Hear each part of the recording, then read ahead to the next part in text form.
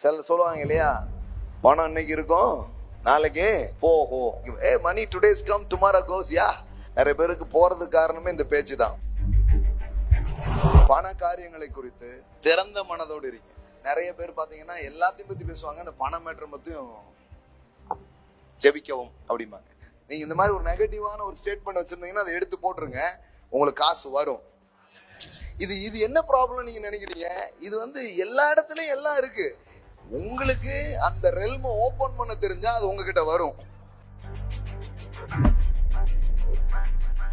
நாம பேசுற வார்த்தைகளுக்கு ஒரு வல்லமை இருக்கதா வேதவசனம் சொல்லுது. சிலருக்கு இந்த வெற்றி ஆசீர்வாதம் இதுக்குள்ள பயணிக்கிறதுக்கே கொஞ்சம் பயம். என்ன பயம்னா, பிரதர் நம்ம அப்புறம் அப்படி நல்லா ஆயிட்டு நாளைக்கு இல்லைன்னா கஷ்டமாயிடும் பிரதர், அதுக்காக இப்படியே இருந்துருவாங்க. என்னெல்லாம் பேசுறாங்க தெரியுமா? ஆனா கடவுளுடைய வார்த்தை சொல்லுது அப்படி இல்லப்பா, நான் திறந்தேன்னா நிக்காது, போய்கிட்டே இருக்கும் அப்படின்னு சொல்றாரு. நான் ஆரம்பிச்சேன்னா அதை தடுப்பவன் யார்? அது நடந்துகிட்டே இருக்கும். ரெண்டு வகையான வெல்த் இருக்குது, ரெண்டு வகையான காரியங்கள் இருக்கிறது. ஒன்று தேவனை சார்ந்து உருவாக்கப்படுகிறது, இன்னொன்று வேற எதையோ ஒன்ன சார்ந்து உருவாக்குகிற காரியம்.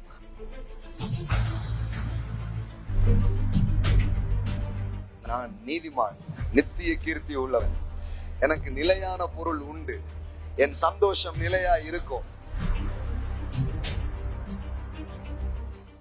இந்த டெம்பரவரியா ஒண்ணு இருக்குது, அது உண்மைதான். அது தேவனை சாராத ஒரு காரியம் டெம்பரவரியா இருக்குது. வாழ்க்கையில எப்பவுமே டெம்பரவரியா சில விஷயம் இருக்கும் அப்படிங்கிற ஒரு எண்ணம் இருந்ததுன்னா அதை தூக்கி தூர போட்டுருங்க. ஆனா தேவனோடு இணைக்கப்பட்ட ஒரு காரியம் டெம்பரவரியா இருக்கிறது இல்ல, அது நிலையானதாக மாறுகிறது. கடவுளுடைய தயவு உங்க வாழ்க்கையில வரும் பொழுது மணி ஃப்ளோ ஆகும். நான் உங்களுக்கு சொல்றேன், கேஷ் ஃப்ளோ ஆகும். நான் உங்களுக்கு சொல்றேன், உங்க வேலையில சிக்கல் இல்லாமலே பணம் உங்க கையில வர்றதை நீங்க பாப்பீங்க. எந்த எகிப்தியனா இருக்கலாம், எந்த கடின நெஞ்சம் உள்ளவனா இருக்கலாம், அங்கிருந்து அவருடைய தயவு நீங்கள் கேட்டதை கொடுக்கும்படியாக அந்த பணத்தின் மேல ஒரு ஆளுகை தேவன் உங்களுக்கு கொடுக்கிறார்.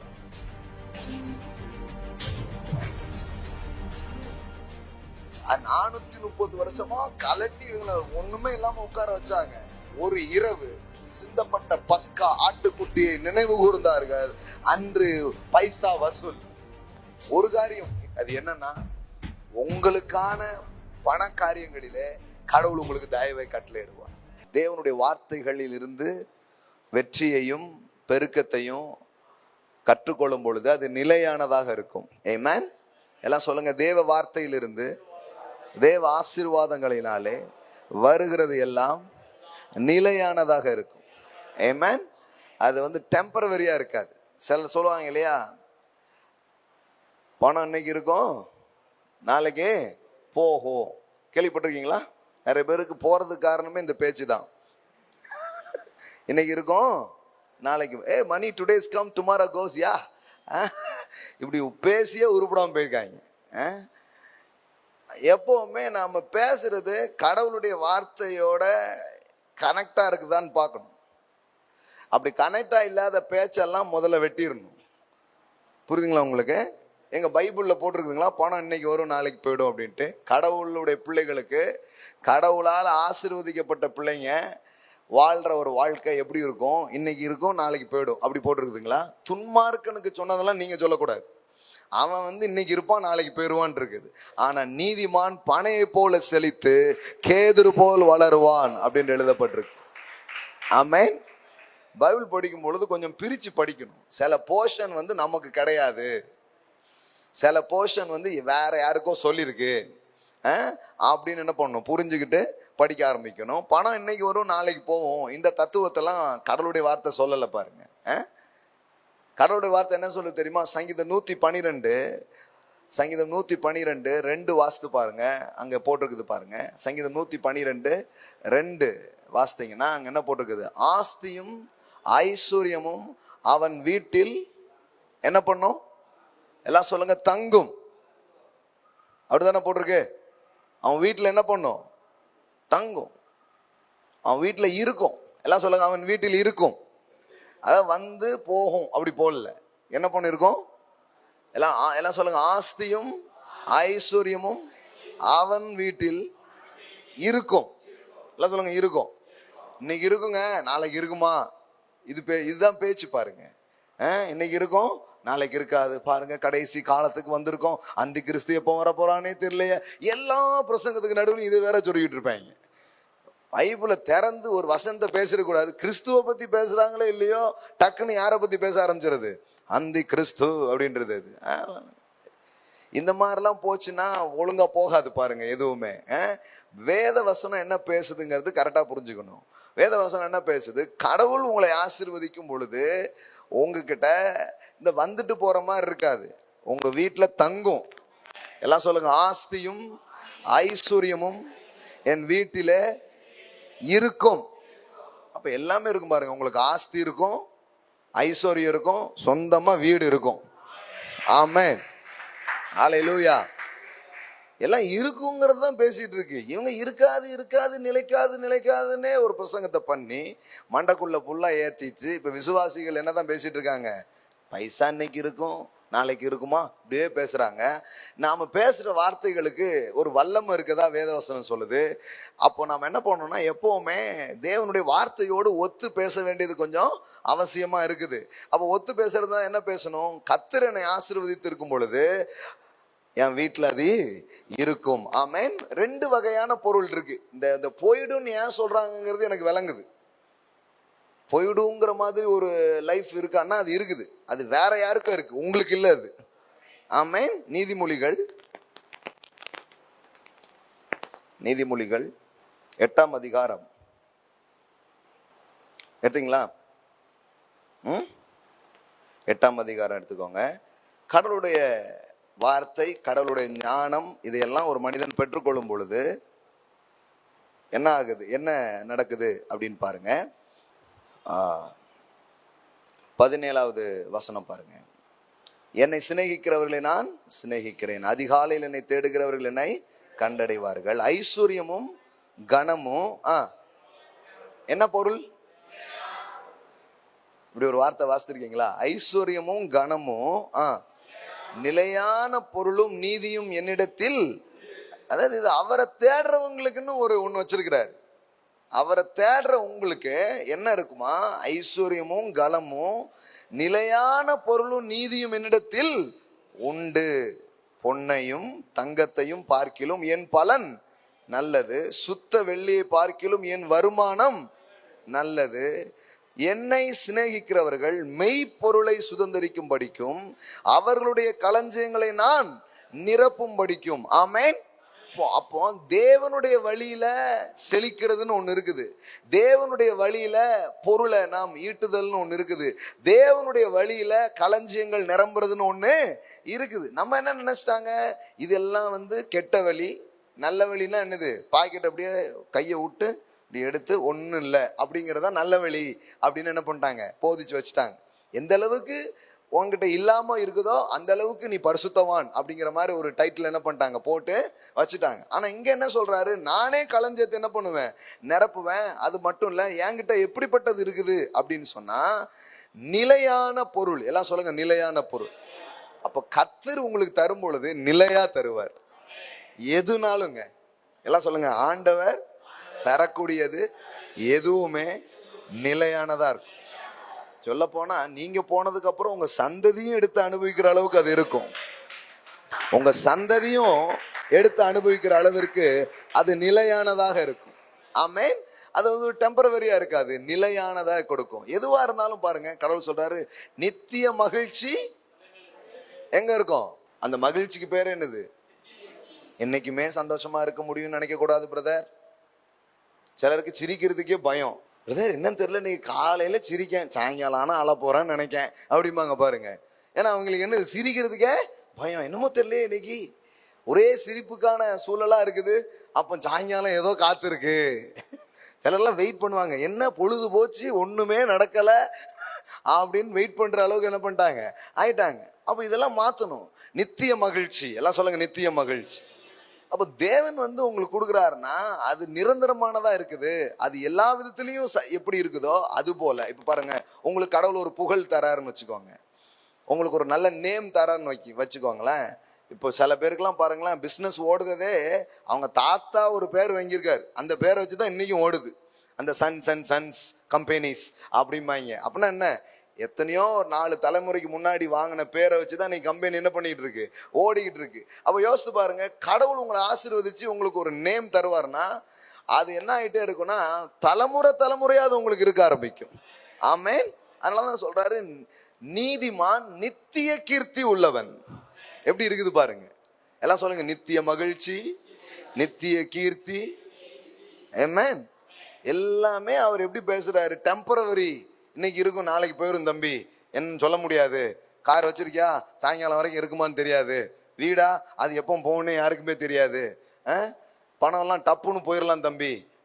இப்படியே பேசிக்கிட்டே இருக்கிறாங்க பாருங்க. அதனாலதான் பாருங்க, இழப்ப குறித்த பயமும் ஒரு ஒரு அந்த மாதிரி உணர்வுக்குள்ளே மக்கள் போனது காரணம் இந்த மாதிரி ஒன்ன கேட்டதுக்காக தான். ஆனா வேத வசனம் சொல்ற சில வார்த்தைகளை நீ கவனிச்சு பாருங்க. நிலையான பொருள், எல்லாம் சொல்லுங்க, நிலையான பொருள் என்னிடத்தில் உண்டு. அப்ப அதனாலதான் ரொம்ப சிம்பிளா சொல்லிட்டார். சிலருக்கு இந்த வெற்றி ஆசீர்வாதம் இதுக்குள்ள பயணிக்கிறதுக்கே கொஞ்சம் பயம். என்ன பயம்னா, பிரதர் நம்ம அப்புறம் அப்படி நல்லா ஆயிட்டு நாளைக்கு இல்லைன்னா கஷ்டமாயிடும் பிரதர், அதுக்காக இப்படியே இருந்துருவாங்க. என்னெல்லாம் பேசுறாங்க தெரியுமா? நான் கூப்பிட்டு ஒவ்வொருத்தையும் பேசுனா ஒவ்வொருத்தரும் ஒவ்வொரு கதை வச்சிருக்கிறாங்க. என்னன்னா, அதாவது பிரதர் நம்ம வந்துட்டுன்னா, அப்போ வந்துட்டு இல்லாம இருந்தோம்னா ரொம்ப என்ன பண்ணணும், கஷ்டமா இருக்கும். அதனால நம்ம இப்படி என்ன பண்ணிடுவோம், இருந்துருவோம். இதெல்லாம் மனதுக்குள்ள ஒரு தடையா என்ன பண்ணிருக்கிறாங்க, போட்டு வச்சிருக்கிறாங்க. ஆனா கடவுளுடைய வார்த்தை சொல்லுது, அப்படி இல்லப்பா, நான் திறந்தேன்னா நிக்காது, போய்கிட்டே இருக்கும் அப்படின்னு சொல்றாரு. நான் ஆரம்பிச்சேன்னா அதை தடுப்பவன் யார், அது நடந்துகிட்டே இருக்கும். ஆமென். தாவீதுக்கு அருளின நித்தியமான கிருபைகளை நான் உனக்கு அருளுவேன், அப்படிதான் சொல்றாரு. கிருபையே நித்தியமான இருக்கு, மாறாததா இருக்குது. நித்திய கிருபையுடன் இறங்குவேன். இல்லைங்க, கொஞ்சம் கிருபை வச்சுட்டேன் சரியில்லை, கிருபையை மாத்திடலான், அப்படி கிடையாது. கிருபையே இதுதான், வெறும் கிருபை கிடையாது. என்ன கிருபை? நித்திய கிருபையுடன் நான் உனக்கு இறங்குகிற தேவன், அப்படிதான் பேசுறார். அப்போ உன்னை புரிஞ்சுக்கணும், நிலையானது, பாதுகாப்பானது, எப்போது இருக்கக்கூடியது எங்க இருக்குது? தேவனிடத்தில் இருக்கிறது. ஆமென். எல்லாம் சொல்லுங்க, கர்த்தரின் ஆசீர்வாதம் ஐஸ்வரியத்தை தரும். சோ நிலையானது, எல்லாம் சொல்லுங்க, நிலையானது.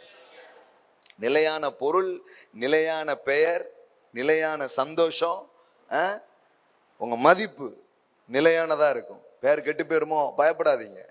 நீதிமான் நித்திய கீர்த்தி உள்ளவன். ஹல்லேலூயா. ஆமா, நித்திய கீர்த்தி உள்ளவன். அந்த பேரை பெருமைப்படுத்துவேன்னு சொல்லி அதை என்னைக்குமே என்ன பண்ணிருக்கிறாரு, தொடர்ந்து இருக்கும்படியா வச்சிருக்கிறார் பாருங்க. அப்ப எவ்வளவு நல்ல தேவன். அப்ப கடவுளுடைய வழியில செழிப்பதை பற்றியோ பெருகுவதை பற்றியோ பயங்கொள்ள வேண்டியதில்லை. ஏன்னா தேவனுடைய வார்த்தை சொல்லுகிறது, கர்த்தரின் ஆசீர்வாதமே ஐஸ்வரியத்தை தரும். அதுல என்ன இல்லை? வேதனை இல்லை. எல்லாம் சொல்லுங்க, வேதனை இல்லை. அப்ப 2 வகையான வெல்த் இருக்குது, 2 வகையான காரியங்கள் இருக்கிறது. ஒன்று தேவனை சார்ந்து உருவாக்கப்படுகிறது, இன்னொன்று வேற எதையோ ஒன்ன சார்ந்து உருவாக்குகிற காரியம். அப்ப தேவனை சார்ந்து உருவாக்குகிற காரியம் நிலையானதாகவும் நித்தியமானதாகவும் இருக்கும். இப்படி சொல்றதுக்கு பதிலாக உருவாக்காதான்ட்டாங்க. இதெல்லாம் டெம்பரவரிங்க. என்ன டெம்பரவரி? தேவனை சார்ந்து இருக்கும் பொழுது எதுவுமே டெம்பரவரி இல்லை. இங்க ஆரம்பிச்சா நித்தியம் வரைக்கும் போய்கிட்டே இருக்கும். அதுதான் வாழ்க்கையா இருக்குது பாருங்க. புரிஞ்சான்னு தெரியல. புரிஞ்சா? இப்ப ஸ்டார்ட் ஆகுது சந்தோஷமா, வாழ்க்கை இப்ப சந்தோஷத்தை ஆரம்பிச்சிருக்காருல, நித்தியம் வரைக்கும் சந்தோஷமா இருப்பீங்க. நித்திய மகிழ்ச்சி உன் தலையின் மேல் இருக்கும், சஞ்சலமும் தவிப்பும் ஓடி போகும். அப்போ உங்க பேரை என்னைக்கும் பெருமைப்படுத்துவாரு. எவ்வளவு நாள் இதெல்லாம் இருக்கு. சிலர் சவாலே விடுவாங்க பாருங்க, எவ்வளவு நாள் இவன் எப்படி இருக்கான்னு பார்ப்போம், அப்படிலாம் வாங்கி பாருங்க. ஆமா, எவ்வளவு நாள் இது போதுன்னு பார்ப்போம் அப்படிம்பாங்க. அப்படிலாம் இல்லை. கடவுள் பண்ணிட்டாருன்னா ஒருவனும் பூட்டக்கூடாதபடி திறக்கிறவர். ஆமென்.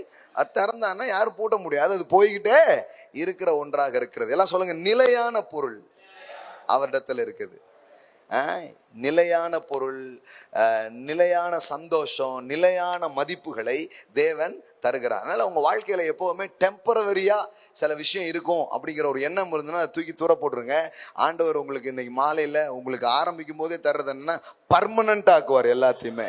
எல்லாமே உங்க வாழ்க்கையில டெம்பரவரியா இருக்காது, ஒரு பர்மனண்டா மாறுது, நிலையானதா மாறும். அப்படியே இருக்கக்கூடியதாகத்தான் அது இருக்குமே தவிர அது போகாது. அதனால இன்னையிலிருந்து பேசக்கூடாது. மதிப்பு மரியாதை எத்தனை நாள், அதெல்லாம் பேசக்கூடாது. இல்லை, நான் நீதிமான், நித்திய கீர்த்தி உள்ளவன், எனக்கு நிலையான பொருள் உண்டு, என் சந்தோஷம் நிலையா இருக்கும். ஆமென். அப்படிதான் கடவுள் சொல்றாரு. அப்போ நீங்க பயப்பட வேண்டியதில்லை. அப்படி இருக்குமா இப்படி இருக்குமா நினைக்க வேண்டியதில்லை. தைரியமாய் இந்த வெற்றி வாழ்க்கைக்கு, இந்த செழிப்பின் வாழ்க்கைக்கு, இந்த ஜெய வாழ்க்கைக்கு நீங்க வரலாம். ஏன்னா இது தேவன் உங்கள் வாழ்க்கையில துவக்கி வைக்கிற ஒன்றா இருக்கிறதுனால அது தொடர்கிறதா இருக்கும். சொல்லியிருக்கு பாருங்க, உங்களில் நற்கிரியைகளை துவக்கினவர் அந்நாள் பரியந்தம் அதை காக்க வல்லவராய் இருக்கிறார். சிலர் ஆரம்பிச்சிருவாங்க, அப்புறம் ஒரே பயமா இருக்கும், எப்படி முடிக்க போறோமோ அப்படின்ட்டு. இல்ல இல்ல, துவக்கினவரே நான் தான், கூட இருந்து வெற்றிகரமா முடிப்பேன். ஆமென். வெற்றிகரமா அந்த காரியங்களை நான் முடிப்பேன் அப்படிங்கிறதா விஷயமா இருக்கு. இப்போ இந்த மாதிரி ஒரு வேதாகமம் சார்ந்த சில சொல்லுவாங்க, நீங்க ரொம்ப பாசிட்டிவாவே சொல்றீங்க பிரதர். இல்ல இல்ல, இது பாசிட்டிவா சொல்றது இல்ல, தேவனுடைய உண்மையை சொல்றது. அது பாசிட்டிவா இருக்குது. அதுக்கு நான் என்ன பண்றது? நிறைய பேர் வெளியில எல்லாம் பார்த்துட்டு அவர் நல்ல பாசிட்டிவாவே பேசிட்டே இருப்பாரு எப்ப பார்த்தாலும். அப்ப நீங்க என்ன பேசுறீங்க? சாபம் சாபம் பேசிட்டு இருக்கீங்களா? தேவனுடைய வார்த்தைகள் ஜீவனா இருக்குது. ஏன் சொன்னார், நான் சொன்ன வார்த்தைகள் ஆவியாயும். அவர் வார்த்தையில மரணம் இல்லை, அவர் வார்த்தையில என்னதான் இருக்குது? ஜீவன் தான் இருக்குது. அதைத்தான் நாங்களும் என்ன பண்றோம், பேசுறோம். அதனாலதான் அதை கேட்கறவங்களுக்கு ஜீவன் உண்டாகிறது, செழிப்பு உண்டாகிறது, சுகம் உண்டாகிறது, பெருக்கம் உண்டாகுகிறது. ஆமென். அப்போ இந்த டெம்பரவரியா ஒண்ணு இருக்குது, அது உண்மைதான். அது தேவனை சாராத ஒரு காரியம் டெம்பரவரியா இருக்குது. ஆனா தேவனோடு இணைக்கப்பட்ட ஒரு காரியம் டெம்பரவரியா இருக்கிறது இல்ல, அது நிலையானதாக மாறுகிறது. ஆமென். எல்லாம் சொல்லுங்க, நிலையானது உண்டு. ஆமென். Price God. ஸோ இன்னைக்கும் சில காரியங்களை தொடர விரும்புகிறேன். நம்முடைய புக்ஸ்ல இருந்து சில நோட்ஸஸ் என்ன பண்ணிட்டு இருக்கிறோம், தொடர்ந்து பேசிட்டே இருக்கிறோம். அதாவது சில எசன்ஸான ட்ரூத்ஸ் என்ன பண்றோம், எடுத்து சொல்லிக்கிட்டே இருக்கிறோம். போன வாரம் ஒரு முக்கியமான விஷயம் பேசணும். எத்தனை பேருக்கு ஞாபகம் இருக்குது? Sowing and reaping. எல்லாம் சொல்லுங்க, விதைப்பும் அறுப்பும் பேசணும் போன வாரம். ஞாபகம் இருக்கா? நிறைய அறுக்கணும்னா கடவுள் எதை வச்சிருக்கிறாரு? விதைக்கணுங்கிற ஒரு பிரமாணத்தை வச்சிருக்காரு. எப்போ விதைக்கணும்? நிறைய வந்த பிறகு கிடையாது. நிறைய வந்த பிறகு எப்போ விதைக்கிறது? இப்ப இருக்கும்போதே விதைக்க ஆரம்பிச்சு, அப்புறம் அறுத்து, அப்புறம் விதைச்சு, அப்படி நீங்கள் பெருக்கத்துக்கு நேராக செல்ல முடியும். மோசேக்கே சொல்லிட்டார், நோவாவுக்கே சொன்னார், பூமிலாம் அழிஞ்சு போச்சு, எல்லாமே இதாகி போச்சு, உலகமே வெள்ளக்காடாகி மறுபடியும் ஸ்டார்ட் பண்ணும். இப்ப கடவுள் அவனுக்கு சொல்லித்தராரு, விதைப்பும் மறுப்பும் பூமி உள்ளளவும் ஒளிந்து போறதில்லை. இப்ப மறுபடியும் அவன் பயிரிடுகிறவனாக மாறுகிறான், விதைக்கிறவனாக மாறுகிறான். புதிய பூமி மீண்டும் உருவாக ஆரம்பிக்கிறது. அப்போ வாழ்க்கையில எல்லாமே முடிஞ்சு போய் இருக்கிற நிலையில கூட ஒரு மனிதன் இந்த விதைப்பும் அறுப்பும் என்கிற பிரமாணத்தின் மூலம் புதிய உலகங்களை உருவாக்க முடியும். ஆமென். ஸோ சோயிங் அண்ட் ரீப்பிங்கிறது ரொம்ப இம்பார்ட்டன்ஸான ஒரு பிரின்சிபிள்ஸ். அதை போன வாரம் என்ன பண்ணோம், படித்தோம். இன்னைக்கு கூட நம்ம ஜெபம் ஆரம்பிக்கும் போது சொன்ன பாருங்க, வானத்தின் பலகணிகளை திறந்து, மேல சொல்றாரு, உங்கள் தசம பாகங்களை எல்லாம் ஆலயத்திற்கு கொண்டு வாருங்கள் அப்படிங்கிறாரு. சிலருக்கு இந்த வார்த்தை கேட்ட உடனே அஃபண்ட் ஆயிடும் ஒரு மாதிரி. ஏன்னா அது ஒரு அஃபண்ட், அது ஒரு பாதிப்பை ஏற்படுத்துகிற மாதிரி அந்த வார்த்தையை சொல்லி விட்டாங்க. அதனால அதை கேட்கும் போதே ஒரு மாதிரி ஆகும். அது ஏன் அப்படி சொல்றாரு? தசம பாகங்களை எல்லாம் பண்டக சாலைக்கு கொண்டு வாருங்க. மல்கியா 3:10, என் ஆலயத்தில் ஆகாரம் உண்டாயிருக்கும்படி தசம பாகங்களை எல்லாம் பண்டக சாலையிலே கொண்டு வாருங்கள். எல்லாம் சொல்லுங்க, தசம பாகங்களை எல்லாம், எல்லாம், சிலவற்றை அல்ல, எல்லாம், எல்லாத்தையும் எங்க கொண்டு வாங்க? ஆலயத்துக்கு கொண்டு வாங்க, கொண்டு வாருங்கள். அப்பொழுது, எல்லாம் சொல்லுங்க, அப்பொழுது நான் வானத்தின் பலகணிகளை திறந்து இடங்கொள்ளாமல் போகும் மட்டும் உங்கள் மேல் ஆசீர்வாதத்தை வருஷிக்க மாட்டேனே என்று அதனால் என்னை சோதித்து பாருங்கள் என்று சேனைகளின் கர்த்தர் சொல்லுகிறார். நல்லா கவனிங்க, ஏன் அப்படி சொல்றாரு? ஒய் டைட்ஸ். இப்போ இது எடுத்தோன்னா இது ஒரு பெரிய சப்ஜெக்ட் ஆகிடும். ஏன் தசம பாகம் அப்படின்னா அது ஒரு பெரிய சப்ஜெக்ட் தான். ஆனால் லேசாக சொல்கிறேன் பாருங்க, தசம பாகம் ஏன் நான் தரணும்னா, போன வாரமே நான் உங்களுக்கு சொல்லிட்டேன், கடவுள் ஒரு தேவையை அடிப்படையாக வைத்து உங்களை கொடுக்க சொல்லுகிறவர் கிடையாது. ஒரு தேவையை அடிப்படையாக வச்சு உங்களை என்ன பண்ண சொல்றது இல்லை. எகிப்திலிருந்து விடுதலையாக்கின மக்கள் கையில ஏற்கனவே பொண்ணு வெளியே கொடுத்துட்டு இப்ப கேட்கிறார், கொண்டு வாங்குறார். ஏன்? அது தேவைகளுக்காக செய்யப்பட்டதா இருந்தா கொடுத்துருக்கவே மாட்டார், முதல்ல ஒதுக்கி வச்சிருப்பார். நீ சாப்பிட்டுக்கோ, ஆலயத்துக்கு கொடுக்க வேண்டியதெல்லாம் தனியா எடுத்தாச்சு அப்படின்னு கொடுத்துருப்பாரு. இவன் கையில கொடுத்துட்டு கேட்கிறாரு. ஏன்னா அப்ப அது தேவையே மையமா வச்சு இல்ல, கடவுளை இவன் எந்த அளவுக்கு கனம் பண்றான் அதான் அது மூலம் தெரியும். எல்லாம் சொல்லுங்க, கொடுப்பது தேவனுக்கு நாம் செலுத்துகிற கனத்தின் அடையாளமா இருக்கு. அடுத்தால அது விசுவாசத்தின் அடையாளமா இருக்கு. அதையும் உங்களுக்கு காமிச்சேன்.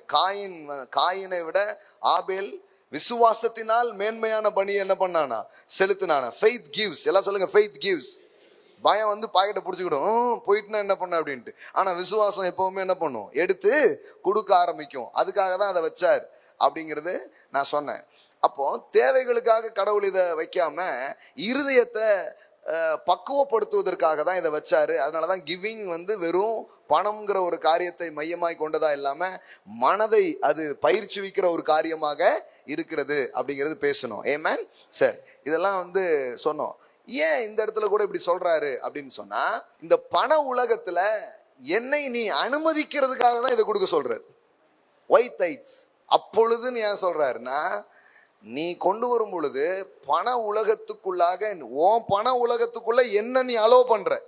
புரியுங்களா உங்களுக்கு? நீங்க வந்து நீங்க என்ன சொல்றீங்கன்னா, நீங்க தான் ஆதாரம் அப்படின்னு சொல்றீங்க. என் வெற்றிக்கு காரணம் நீங்க தான் சொல்றீங்க. ஆமா, அந்த கொடுக்கறதுக்கு பின்னாடி அவ்வளோ விஷயம் இருக்குது. சும்மா ஏதோ இன்னும் எடுத்து நான் போட்டேன் அப்படி கிடையாது. நீங்க உங்க கிவிங்கு பின்னாடி என்ன இருக்குது, பல காரியங்கள் ரொம்ப ஞானமா இருக்குது. அந்த ஞானத்தின் அடிப்படையில் தான் நம்ம என்ன பண்ண ஆரம்பிக்கிறோம், கொடுக்க ஆரம்பிக்கிறோம். என்ன கொடுக்குறோம்னா என்ன சொல்றோம், என் பண உலகத்துல உங்களை நான் அலோ பண்றேன் ஆண்டவரேன்னு சொல்றோம். என்னுடைய பொருளாதாரத்துக்குள்ளாக நீங்க வாங்க அப்படின்னு சொல்றோம். அதுக்கு அடையாளமாக தான் we give tithes. அதை நம்ம என்ன பண்றோம், கொடுக்குறோம். அந்த தைட்ஸ் அப்படின்னு நம்ம படிக்கிறோம். 10ல் 1. தசம பாகம்னா என்னது, 10ல் 1. நபர் தசம பாகம்னா 10 நினைச்சுட்டாங்க போல. அதான் 10லேயே உங்க வண்டி ஓடிட்டு இருக்கு. உங்களுக்கு வர்றதுல 10ல் 1 தேவனுக்கு கொடுக்குறீங்க. விதைப்பும் அறுப்புங்கிறது வேற, ரெண்டையும் போட்டு குழப்பிக்காதீங்க இல்லையா. கிவிங் தைட்ஸ்ங்கிறது இட்ஸ் ஹானரிங். அது தேவனை நான் கனம் பண்ணும்படி நான் கொடுக்கிற ஒரு காரியம். ஆனால் விதைப்பு அறுப்புங்கிறது எனது பெருக்கத்துக்காக என் விசுவாசத்தை நான் பயன்படுத்த ஆரம்பிக்கிறேன். Hallelujah. It's like a investment. எல்லாம் சொல்லுங்க, தைட்ஸ் இட்ஸ் எ ஹானர். ஆனா நீங்க வந்து விதைப்பதுங்கிறது என்னன்னா முதலீடு மாதிரி. எல்லாத்தையும் ஏன் முதல்ல சொல்றது இல்லைன்னா, மக்கள் பிடிச்சிருவாங்களே அதுக்காக தான். ஐயோ என்னெல்லாம் இருக்கு அப்படின்ட்டு. ஆமா, அப்புறம் தான் நம்ம வளர வளர இந்த பால் அப்புறம் வந்து என்ன பண்றாங்க, சத்தான உணவுலாம் கொடுக்குறாங்க. அது மாதிரி அடுத்தடுத்த ஸ்டெப்புக்கு என்ன பண்றோம், போகிறோம். இப்போ வந்து தைட்ஸ் கொடுக்குறதே உங்களுக்கு சில பேருக்கு ப்ராப்ளமா இருக்குன்னா, அப்போ நீங்க முதல்ல இந்த இதுக்கு ஒரு விசுவாசத்தை வளர்த்துக்கோங்க. ஆனா நான் இப்போ தைட்ஸ்லாம் நல்லா கொடுக்குறேங்கன்னா, நீங்க சோயிங் ரீப்பிங்க ட்ரை பண்ண ஆரம்பிங்க. அல்லேலூயா. அதுக்கு நீங்க வர ஆரம்பிங்க. எந்த அளவுக்கு நீங்க உங்க பொருளாதாரத்துல தேவனை அனுமதிக்கிறீர்கள்ங்கிறது கொடுப்பதன் மூலமாக தெரிய ஆரம்பிக்கும். ஆமென். சோ இதை நீங்க வந்து பயிற்சித்து பார்க்க முடியும். பயம் கொடுக்காது, விசுவாசம் கொடுக்கும். எல்லாம் சொல்லுங்க, பயம் கொடுக்காது, விசுவாசம் கொடுக்கும். ஆமென். faith gives always. faith gives always. ஒரு வேலை செய்யணும், அதுக்காக கொஞ்சம் காசு வச்சிருந்தோம். ஒரு நல்ல மீட்டிங் நடந்தது, நிறைய மக்கள் ஆசீர்வதிக்கப்பட்டாங்க. ஆனால் அதை செய்யணும்னா நல்ல அமௌண்ட் தேவை அப்படிங்கிறதெல்லாம் ஷேர் பண்ணாங்க. ஸோ நம்ம ஊழியத்திலேருந்து இப்போ தூத்துக்குள்ள நடந்தது பாருங்க, 20 lakhs பட்ஜெட்டு. சரி, ஓகே, 20 lakhs கொடுக்கலாம். இப்போதைக்கு 50,000 கொடுப்போம் அப்படின்னு சொல்லிட்டு நாம 50,000 அந்த மினிஸ்ட்ரிக்காக என்ன பண்ணோம், விதைத்தோம். போன வாரம் தான். ஸோ நம்ம ஊழியங்கள்ல ஏன் பொருளாதாரம் வத்த மாட்டுக்குன்னா, நம்ம மட்டும் இல்லை, நம்ம ஊழியமே விதைக்கிற ஊழியமா தான் இருக்குது. அதனால காசு வந்துகிட்டே இருக்கு. இப்ப பாருங்க, பிரசங்கம் பண்ண வர்றதுக்கு முன்னாடி 30,000 ரூபாய் அங்க வந்திருக்கு உள்ள வர்றதுக்கு. வாங்கி ஆபீஸ்ல வச்சுட்டு தான் உள்ள வந்திருக்கேன். பேசிட்டு இருக்கும்போது எத்தனை லட்சம் வருங்கிறது தேவன் ஒருவரே அறிவார். ஏமேன். முதல்ல கூச்சப்படுறத விடுங்க. சிலருக்கு இப்படிலாம் சொல்லும் போது இப்படி அப்படிம்பாங்க. முதல்ல இந்த வெக்கம் இந்த இதெல்லாம் உடஞ்சு போயிடணும். அதை பத்தி பேசுறதுக்கு கூச்சப்படவே கூடாது. கொடுக்கறதுக்கே சிலர் கூச்சமா இருக்கும். சுருட்டிக்கிட்டு இருப்பாங்க. பிரதர் என்ன லஞ்சம் கிஞ்சம் எதுவும் கொடுக்க வரீங்களா, விட்டா டேபிள் கீழே வைங்க அப்படிம்பாங்க போல. கேட்டா பிரதர் வந்து அது வந்து யாருக்கும் தெரியக்கூடாது இல்லையா, உட்காருங்க. யாருக்கும் தெரியக்கூடாது இல்லையா அப்படின்ட்டு. நான் சொன்னேன், பைபிள் அப்படி போடல பிரதர். அது வந்து நீ தர்மம் பண்ணும்போது தான் தெரியக்கூடாதுன்னு போட்டிருக்கு, தசம பாகம் கொடுக்கும்போது கிடையாது. எல்லாம் தர்மத்துக்குரியதெல்லாம் இதுல கொண்டு வந்து என்ன பண்ணிருப்பாங்க, சேர்த்திருப்பாங்க. அதாவது ஏழைகளுக்கு உதவும் போது நான் 500 பேருக்கு அன்னதானம் கொடுத்தேன் அப்படின்னு அவங்களையும் பிடிச்சி உட்கார வச்சு ஏன்னு போட்டா போட்டு விட்டுருவாங்க. இந்த வேலைலாம் பார்க்காத, பாவம் அதே கஷ்டப்பட்டுக்கிட்டு இருக்குது, அதெல்லாம் டம்பரம் பண்ணாதப்பா, நீ வந்து மறைமுகமா பண்ணு, கடவுள் உனக்கு வெளியரங்கமா தருவார். பைபிள் எப்படி பேசுது பாருங்க. நீ வந்து மனுஷன் பார்க்கறதுக்காக பண்ணனா அந்த இடத்துலயே உனக்கு ரிசல்ட் கிடைச்சிட்டு, ஏன்னா நீ எதுக்கு பண்ண, அவன் பார்க்கணும்னு பண்ண, முடிஞ்சு போச்சுட்டாரு. ஆனா அந்தரங்கத்துல பண்ணனா அந்தரங்கத்தில் பார்க்கிற உன்பிதா வெளியரங்கம் என்ன பண்ணுவாரு. இதெல்லாம் தர்மம் சம்பந்தப்பட்ட ஒரு காரியம். உபவாசம், தர்மம், ஜபம் இதெல்லாம் பேசும்போது என்ன சொன்னாரு, சீக்ரெட்னாரு. அவர் எதெல்லாம் சீக்ரெட்னாரு அதெல்லாம் இவங்க பப்ளிக்கா பண்ணிட்டு இருப்பாங்க. என்ன பிரதர் மூஞ்சி ஒரு மாதிரி இருக்கு? ஆமா, அப்ப யாராவது கேட்பாங்களாம், அதாவது ஒரு 5வது நாள் உபவாசம் போயிட்டு இருக்கு. அவர் சொல்றாரு, நல்ல பவுடர் கவுடர் போட்டு தலையெல்லாம் ஜீவி நீட்டா வெளியில வா, தெரியவே கூடாது அப்படிங்க. ஆனா இவங்க இருக்கிறதே எதுக்குதான், ஒரு மாதிரி டல்லா அப்படிமாங்க. அப்படின்னா என்ன அர்த்தம், என்ன புளிப்பு மிட்டாய் சாப்பிட்றீங்களா? இல்ல ஃபாஸ்டிங் போயிட்டு இருக்கு, 5வது நாள் 6வது நாள் அப்படின்ட்டு ஓப்பனா என்ன பண்றது சொல்றது. அது எல்லாமே வந்து பாத்தீங்கன்னா தர்ம காரியங்களுக்காக சொன்னாரு. ஆனா கிவிங் பத்தி பேசும்போது அப்படி சொல்லல. அவரே வந்து உண்டியல் பெட்டியில நின்று பார்த்துட்டு இருக்காரு, யார் எவ்வளவு போடுறாங்கன்னு பாக்குறாரு. கரெக்டா அதுக்கு ஒரு கமெண்ட்ரி வேற என்ன பண்றாரு சொல்றாரு. அதெல்லாம் அப்படி பண்ண வேண்டியதில்லை, அதெல்லாம் ஓப்பனா வந்து கொட்டணும். ஆமென். பணத்தை பத்தி சிந்திப்பதற்கோ பேசுவதற்கோ உங்க கையில வரும்போது வாங்குவதற்கோ அதை பற்றி ஒரு கூச்ச உணர்வெல்லாம் எடுத்து போட்டுருங்க. ஏன்னா நீங்கள் அதற்கு உரிமையாளர்களாக இருக்கிறீர்கள். ஆமென். நான் சொல்றது வந்து ரொம்ப பெரிய விஷயம், சும்மா இல்லை. பாருங்க, சிலருக்குலாம் ஏன் சிலர் சொல்லுவாங்க, எங்க சபைக்கு வந்து நீங்க இதை பத்தி பேசுங்க அப்படிம்பாங்க. ஏன் பாஸ்டர் நீங்க பேசுனா, இல்ல அந்த கல்லெறி நீங்களே வாங்கிக்கோங்க, நீங்க வந்து இந்த கிவிங் எல்லாம் வந்து நல்லா பேசுங்க. அப்புறம் நான் சொல்லுவேன், நான் பேசுவேன், அப்புறம் ஃபுல்லா எனக்கு வந்துடும் பாத்துக்கோங்க. ஆமா, வராத இடத்துல எல்லாம் வரும் நம்ம போய் பேசும்போது. சிலங்க போயிருந்தோம், அங்க பேசுனா கோல்டா கொண்டு வந்து போட்டாங்க, ஒரு பாக்ஸ்ல கோல்டா நிறைஞ்சிருச்சு. ஆமா ஆமா, அவன் சொன்னா காணிக்கை கூட போட மாட்டாங்க அந்த அளவுக்கு. ஆனா எப்படி தங்கமா போட முடியுதுன்னா, பசும் பொண்ணை விட வார்த்தை உள்ள போச்சுன்னா இதெல்லாம் வெளியில வரும். ஆமென். இப்ப நானும் ரிசீவ் பண்றதுல ஒரு நாள் வைக்கப்படுறதே கிடையாது. யாராவது கொடுக்கும்போது சிலர் பாத்தீங்கன்னா அது என்னத்துக்கு அப்படின்னு வாங்கிடுவாங்க, அது வேற கதை. ஆனா அது ஒரு மாதிரி ஒரு நலிவு. வீட்டில் பார்த்துருக்கீங்களா, ஃப்ரூட்ஸோ பழங்களோ வாங்கிட்டு வந்தா என்ன பண்ணுவாங்க, அது என்னத்துக்கு வாங்கிட்டு வந்தீங்க அப்படின்னு வாங்கி எப்படி கொண்டு போயிடுவாங்க. ஸ்நாக்ஸ்லாம் வேண்டாமாங்க, தட்டில் வச்சிருக்கோம், அங்கே டீ போட்டு வரதுக்குள்ள இங்கே வெறும் தட்டு மட்டும்தான் இருக்கும். இது வேண்டான்னு சொன்னார அப்படின்னா, அது சரி அப்படியே டைம் பாஸுக்கு அப்படியே சாப்பிட்டு என்ன பண்ணிட்டோம், முடிச்சிட்டோம். நம்ம எல்லாருக்கும் என்னன்னா இந்த ரிசீவிங் ப்ராப்ளம் இருக்குது. எதுலயோ ஒன்று இந்த கொஞ்சம் கூச்ச போட்டுக்கிட்டு அப்படிலாம் இருக்கக்கூடாது. தாராளமா உங்களை பாராட்டினா கூட தேங்க்யூ அப்படின்னு சொல்லுங்க. நான் அப்படி இல்லை பிரதர் அப்படின்னு ஏன் எழுதிங்க, ஒரு பாட்டு படிச்சிருக்கீங்க, ஒரு சாட்சி சொல்லுதீங்க, ஏதோ ஒன்று பண்றீங்க, டூயிங் குட், நல்லா பண்ணீங்கன்னா நல்லா பண்ணீங்கன்னு சொன்னா, ஐயோ சில பாராட்டினாலே அவ்வளோ குழஞ்சிடுறாங்க. அதெல்லாம் இருக்காதீங்க, தேங்க்யூ அப்படின்னு சொல்லுங்க. சிலர் உங்களை ஓட்டுறதுக்காக கூட சொல்லுவாங்க, அதுக்குதான் பிரதர் நாங்க அதெல்லாம் இன்னைக்கு நீங்க ரொம்ப நல்லா பாடுனீங்க. என்ன சொல்லனா, கூச்சப்படாதீங்க. பண விஷயங்களை பற்றி பேசுறதுக்கும் அதை இது பண்றதுக்கும் என்ன பண்ணாதீங்க, இது தேவையில்லை, தாராளமா அதை பத்தி பேசுங்க. அப்படி பேசும்போதுதான் உங்ககிட்ட தாராளமா வரும். ஆமென். ஆமா, ஏன்னா எனக்கு வந்து தேவன் கொடுப்பார், அது எனக்கு உண்டாகும் அப்படிங்கிறதுல உங்களை திறந்து வைங்க. சிலருக்கெல்லாம் கொடுத்தா வாங்குவாரான்னு டவுட்டாவே இருக்கு, அந்த மாதிரிதான் அவங்கள வெளிப்படுத்துறாங்க. ஆனா நம்மளை பத்தி அந்த டவுட் யாருக்குமே இருக்கவே இருக்காது. கிளியர் பண்ணிட்டோம் உலகம் ஃபுல்லா, கண்டிப்பா இவர் ரிசீவ் பண்ணுவார் அப்படின்ட்டு. நானே கூட அன்னைக்கு ஒருத்தர் கொடுக்கணும்னு நினைச்சேன், இவர் வாங்குவாரான்னு தெரியலையே, ஒரு மாதிரி இருக்குது, அவருடைய ஒரு ரெசிப்ட் பண்ணி வச்சது மாதிரி இருக்குது, வாட்டர் ப்ரூஃப் மாதிரி. இவர் தண்ணி இது காசு உள்ள போவாத ஏன்னா சிலர்லாம் ரொம்ப ஒரு மாதிரி இருப்பாங்க, என்ன நீங்க அப்படின்னு ஒன்று கோவப்பட்டுருவாரு போல ஐயா அப்படிங்கிற மாதிரி தான் ஐயாவை காமிக்கும் போது ஐயாவுக்கு கொடுக்கறதுக்கு கஷ்டமா இருக்குது. அப்படிலாம் இல்லை, இவர் இவர் இவர் இவர் வந்து ஒரு ரிசீவர் அப்படிங்கிறது தெரியட்டும். Amen. Be a good receiver. எப்படி நீங்க நல்லா கொடுக்குறவங்களா மட்டும் இல்லாம நல்லா பெற்றுக்கொள்ளக்கூடியவங்களாகவும் நீங்க என்ன பண்ண வேண்டியது இருக்குது, இருக்க வேண்டியது அவசியமா இருக்கு. பாருங்க, இயேசுலாம் கொடுத்தாருன்னு என்னென்ன வேண்டான்னு சொல்லவே மாட்டாரு, தாராளமா வாங்கி கொள்ளுவார். ஆமென். இன்னும் சொல்ல போனா சீசர்கள் தான் சொல்றாங்க இதெல்லாம் ஜாஸ்தின்ட்டு. இல்ல, உடச்சு ஊத்தட்டும் அப்படிங்காரு. நல்லா ஊத்துமா, நல்லா ஊத்து, இந்த சுவிசேஷம் அறிவிக்கப்படத்துலலாம் உன் பேரு பேசப்படும் அப்படின்ட்டார். ஆமென்.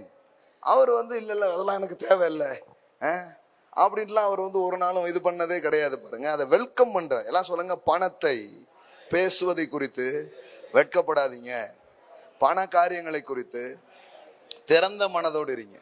ஆமென். நிறைய பேர் பார்த்தீங்கன்னா எல்லாத்தையும் பற்றி பேசுவாங்க, அந்த பண மேட்டர் பற்றியும் ஜெபிக்கவும் அப்படிம்பாங்க. அப்படின்னா என்ன அர்த்தம்? வாட்டி ஜெபிக்கவும், சரி ஜெபம் பண்ணிக்கிறேன் பிரதர், இல்லை ஜெபிக்கவும். ரெண்டாவது வாட்டி ஜெபிக்கணும்னு அர்த்தம் கொடுங்கன்னு அர்த்தம். இந்த கொடுங்கன்னு வாயில என்ன பண்ணாதான் வராதான். அவன் பாருங்க, அப்போ அதை பற்றி ஒரு கூச்ச உணர்வு இருக்கு, எங்கேயோ தப்பா நம்மளை இது பண்ணிடுவாங்களா அப்படின்ட்டு. இதெல்லாம் முதல்ல உடச்சி வெளியில என்ன பண்ணணும், வந்துடணும். நான்லாம் சில பேருடைய போதனைகளை கேட்டு சில பேருடைய இதெல்லாம் பார்த்ததுக்கு அப்புறம் ரொம்பவே மாறிடுச்சு. அவங்க எல்லாம் அவ்வளோ தாராளமா என்ன பண்றாங்க, ரிசீவ் பண்றாங்க, தாராளமா அதை வாங்கிக்கிறாங்க. அது மாதிரி ரிசீவ் பண்ணுங்க. உங்ககிட்ட வரும்னு நம்புங்க, ரிசீவ் பண்ணுங்க. ஹல்லேலூயா. வராதுன்னே நினைக்காதீங்க, வரும்னு நினைங்க. இன்னைக்கு நான் இந்த மீட்டிங்காக நான் பேசணும்னு யோசிக்கும் போது ஒரு விஷயம் ஆண்டவர் என் மனசுல போட்டதை நான் உணர்ந்தேன். அது என்னன்னா, ஐ திங்க் இட்ஸ் ப்ரொஃபெட்டிக்கலா இருக்கலாம் உங்களுடைய வாழ்க்கையில. அது என்னன்னா, சில பேர்கிட்ட ஏன் காசு வரமாட்டுக்கு அப்படின்னு சொன்னா, அவங்க என்ன நினைக்கிறாங்கன்னா, இப்போ சில பிசினஸ்ல எல்லாம் பாத்தீங்கன்னா அவ்வளவு சீக்கிரம் வெளியில வராது காசு. அந்த வேலை முடிஞ்சிடும், ஆனா காசு வராது. அந்த மாதிரி இருக்கும். இப்போ உங்க பிசினஸ் அப்படி இருக்குன்னா, யாருக்கும் அப்படி இருந்துட்டு போட்டோம், ஆனா நீங்க நம்புங்க, எனக்கு பணம் வரும் அப்படின்னு நம்புங்க, உங்களுக்கு பணம் வரும். இதை வந்து பேசும்படியாவே என்கிட்ட சொன்னாரு. அதனால நான் உங்களுக்கு சொல்றேன், இன்னைக்கு மாலையில உங்ககிட்ட காசு வரும், உங்களிடத்துல பணம் வரும். எந்த பேலன்ஸ் இல்லாம உங்க கையில கொடுப்பாங்க. இப்போ ஊழியக்காரங்களே ரெண்டு விதம் இருக்கு. இந்த இந்த இந்த பெற்றுக்கொள்றதுல சிலர் சொல்லுவாங்க, அதெல்லாம் நம்ம கொடுக்க மாட்டாங்க அப்படின்ட்டு என்கிட்ட சொல்லியிருக்காங்க. அங்கேயா இந்த இடமா கொடுக்க மாட்டாங்கன்ட்டு. ஆனா நான் சொல்லுவேன், இன்னைக்கு வேணா உங்களுக்கு சேலஞ்சு, நான் வரேன், இன்னைக்கு காசு வரும் பாருங்க. அங்க போய் என்னென்ன காசு வரும் இங்க பாருங்க. ஒரு வில்லேஜ்ல போய் நான் பேசுறேன், தங்கம் வருது காணிக்கையா. இது என்ன ப்ராப்ளம் நீங்க நினைக்கிறீங்க? இது வந்து எல்லா இடத்துலயும் எல்லாம் இருக்கு. உங்களுக்கு அந்த ரெல்மை ஓபன் பண்ண தெரிஞ்சா அது உங்ககிட்ட வரும். நீங்க மூடி வச்சிருந்தீங்கன்னா அது வரவே வராது. அது மாதிரி நீங்க வந்து உங்க தொழில்ல ஒரு வழக்கம் இருக்கலாம், அது கொடுக்க மாட்டாங்க கஸ்டமரு, அது வந்து காசை வாங்குறதுக்குள்ள ஐயோ, இந்த வாடகைக்கு சைக்கிள் விட்டு ஒருத்த உட்காந்துருப்பானே, எப்ப விடுவேன் எப்ப தருவேன், விடும்போது தருவேன், எப்ப விடுவேன், அந்த மாதிரிதான் போயிட்டே இருக்கும். இங்கனத்தானே இருக்கேன், எங்க போயிட்டேன், அப்படியே ஓட்டியிருப்பாங்க.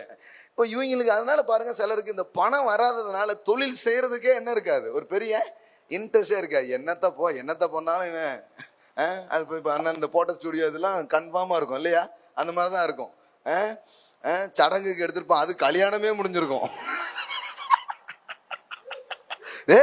சடங்கு கல்யாணமாயி போச்சு பாப்பில்ல.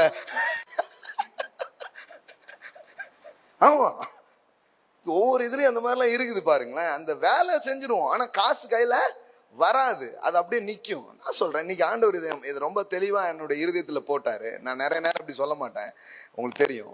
அது என்னன்னா, நீங்க முதல்ல அப்படி நம்புறதை மாத்திடுங்க. அப்படி கிடையாது, எனக்கு காசு தருவாங்க, என் கையில காசு வரும், அதை நீங்க நம்புங்க. அதுக்காக ஒரு தயவை அவர் உங்களுக்காக ஓபன் பண்ணுவார். ஆமென். உங்களுக்காக ஒரு ஃபேவர் ஓபன் பண்றார். எகிப்தியன் கிட்ட இருந்து காசு வாங்க முடியுமா? சான்ஸே கிடையாது. அடி வாங்காம இருந்தாலே பெரிய விஷயம், அதுவே பெரிய தயவு. அவன்கிட்ட இருந்து காசு வாங்கணுங்கிறது ஈஸியே கிடையாது. இன்னைக்கு எகிப்தியன் என்ன அடிக்காம இருந்தான், கத்தரிக்கை ஸ்தோத்திரம் அப்படின்னு சொல்லலாம். ஏன்னா அந்த அளவுக்கு அவங்களுடைய நிலைமை மோசமா இருக்குது. ஆனா மோசே சொல்ற, ஆண்டவர் சொன்னாரு, இல்ல அந்த எகிப்தியன் கையில இருந்து உனக்கு கல்வி எல்லாத்தையும் வாங்கி தருவோம் பாரு அப்படிங்க. எனக்கு அன்பிலீவபிளா இருக்கு. அடிக்காம இருக்கிறதே என்னால நம்ப முடியாது, அள்ளி கொடுப்பாங்கிறது எப்படி நம்ப? அவர் சொல்றாரு, அடிக்காமலும் இருப்பான், அள்ளியும் தருவான், என் தயவு இதை உன் வாழ்க்கையில செய்யும் அப்படிங்கிற. ஆமென்.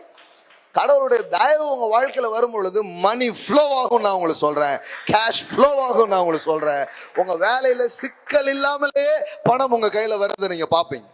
ஆமென், பிரைஸ் காட். பாருங்க, அந்த வசனம் மட்டும் வாசிப்போம். யாத்திராகமம் இப்படி ஒண்ணு இருக்கு அப்படிங்கறத தெரிஞ்சுக்கோங்க. நான் இதை நம்புறேன். நான் ஊழியத்துக்கு போகும்போது இப்போ பரவாயில்ல, அவங்களுக்கே தெரியுது இப்படி ஒரு அமௌண்ட் கொடுத்தாதான் வேலை நடக்கும் அப்படின்ட்டு. கத்தரிக்கை மகிமை. ஆனா முன்னாடி அப்படி இல்லை பாருங்க. சின்ன பையன் நான் அங்கங்க போனோம், இவங்க நம்ம ஆட்கள் இருக்காங்க பாருங்க, ஊழியத்துக்கு எப்படி கொடுப்பாங்க தெரியுமா? ஐயோ. ஆமா, நான் என்ன ஒரு மீட்டிங்ல ஒரு கிராமத்துலலாம் 3 நாள் போய் பேசியிருக்கேன்.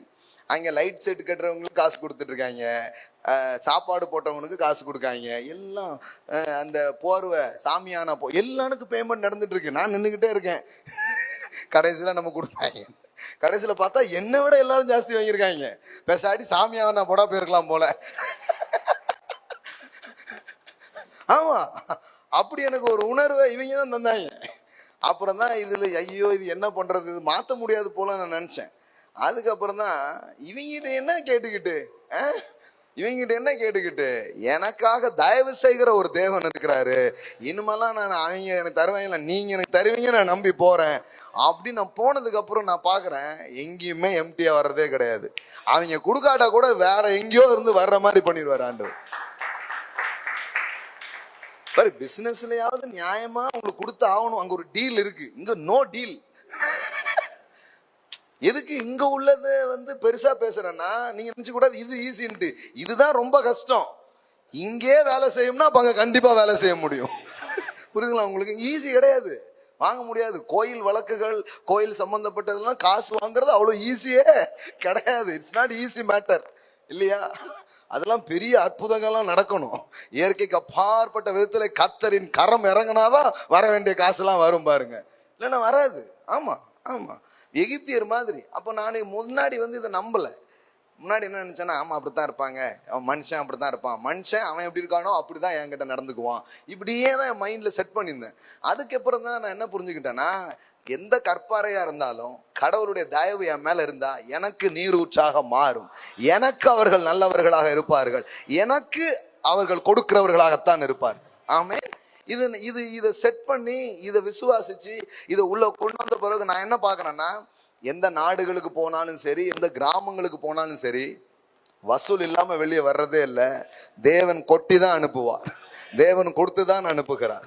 ஆமென், பிரைஸ் காட். இந்த வசனத்தை பாருங்க, யாத்திராகமம் முதல்ல சொல்றாரு, கண்டிப்பா நான் என்ன பண்ணுவேன், வாங்கி கொடுப்பேன். இது சொல்லிட்டாரு. இது ஏற்கனவே நம்ம படிச்சிருக்கோம், ஞாபகம் இருக்குதா? கண்டிப்பா உங்களை வெறுங்கையா நான் என்ன பண்ண மாட்டேன், அனுப்பவே மாட்டேன், வசூல் பண்ணி கண்டிப்பா என்ன பண்ணுவேன், கொடுப்பேன் அப்படிங்கிறாரு. அதே மாதிரி அவங்க பெற்றுக்கொள்றாங்க. அது எதுல வருது? 12:36 எடுத்துக்கோங்க. கர்த்தர் ஜனங்களுக்கு எகிப்தியரின் கண்களில் தயவு கிடைக்கும்படி செய்ததினால். எல்லாம் சொல்லுங்க, தயவு. யாருடைய கண்ணில்? இந்த காசை யாரு உங்களுக்கு தரணுமோ அவன் தான் எகிப்தியன். மைண்ட்ல வச்சுக்கோங்க. உங்களுக்கு யார் பே பண்ணணுமோ, பேமெண்ட் யார் தரணுமோ அவங்க தான் யாரு, எகிப்தியன் மாதிரி. அவ்வளோ ஈஸி கிடையாது, ரொம்ப கரான ஆளு. சிலலாம் சொல்லுவாங்க, ஐயோ அந்த ஆள்கிட்டே போய் பிசினஸ் பண்ணுறீங்க, துட்டு வராது பாஸ். அது அவ்வளோ ஈஸியே கிடையாது. அது ஒன்லி இன்கமிங் தான், நாட் அவுட் கோயிங்.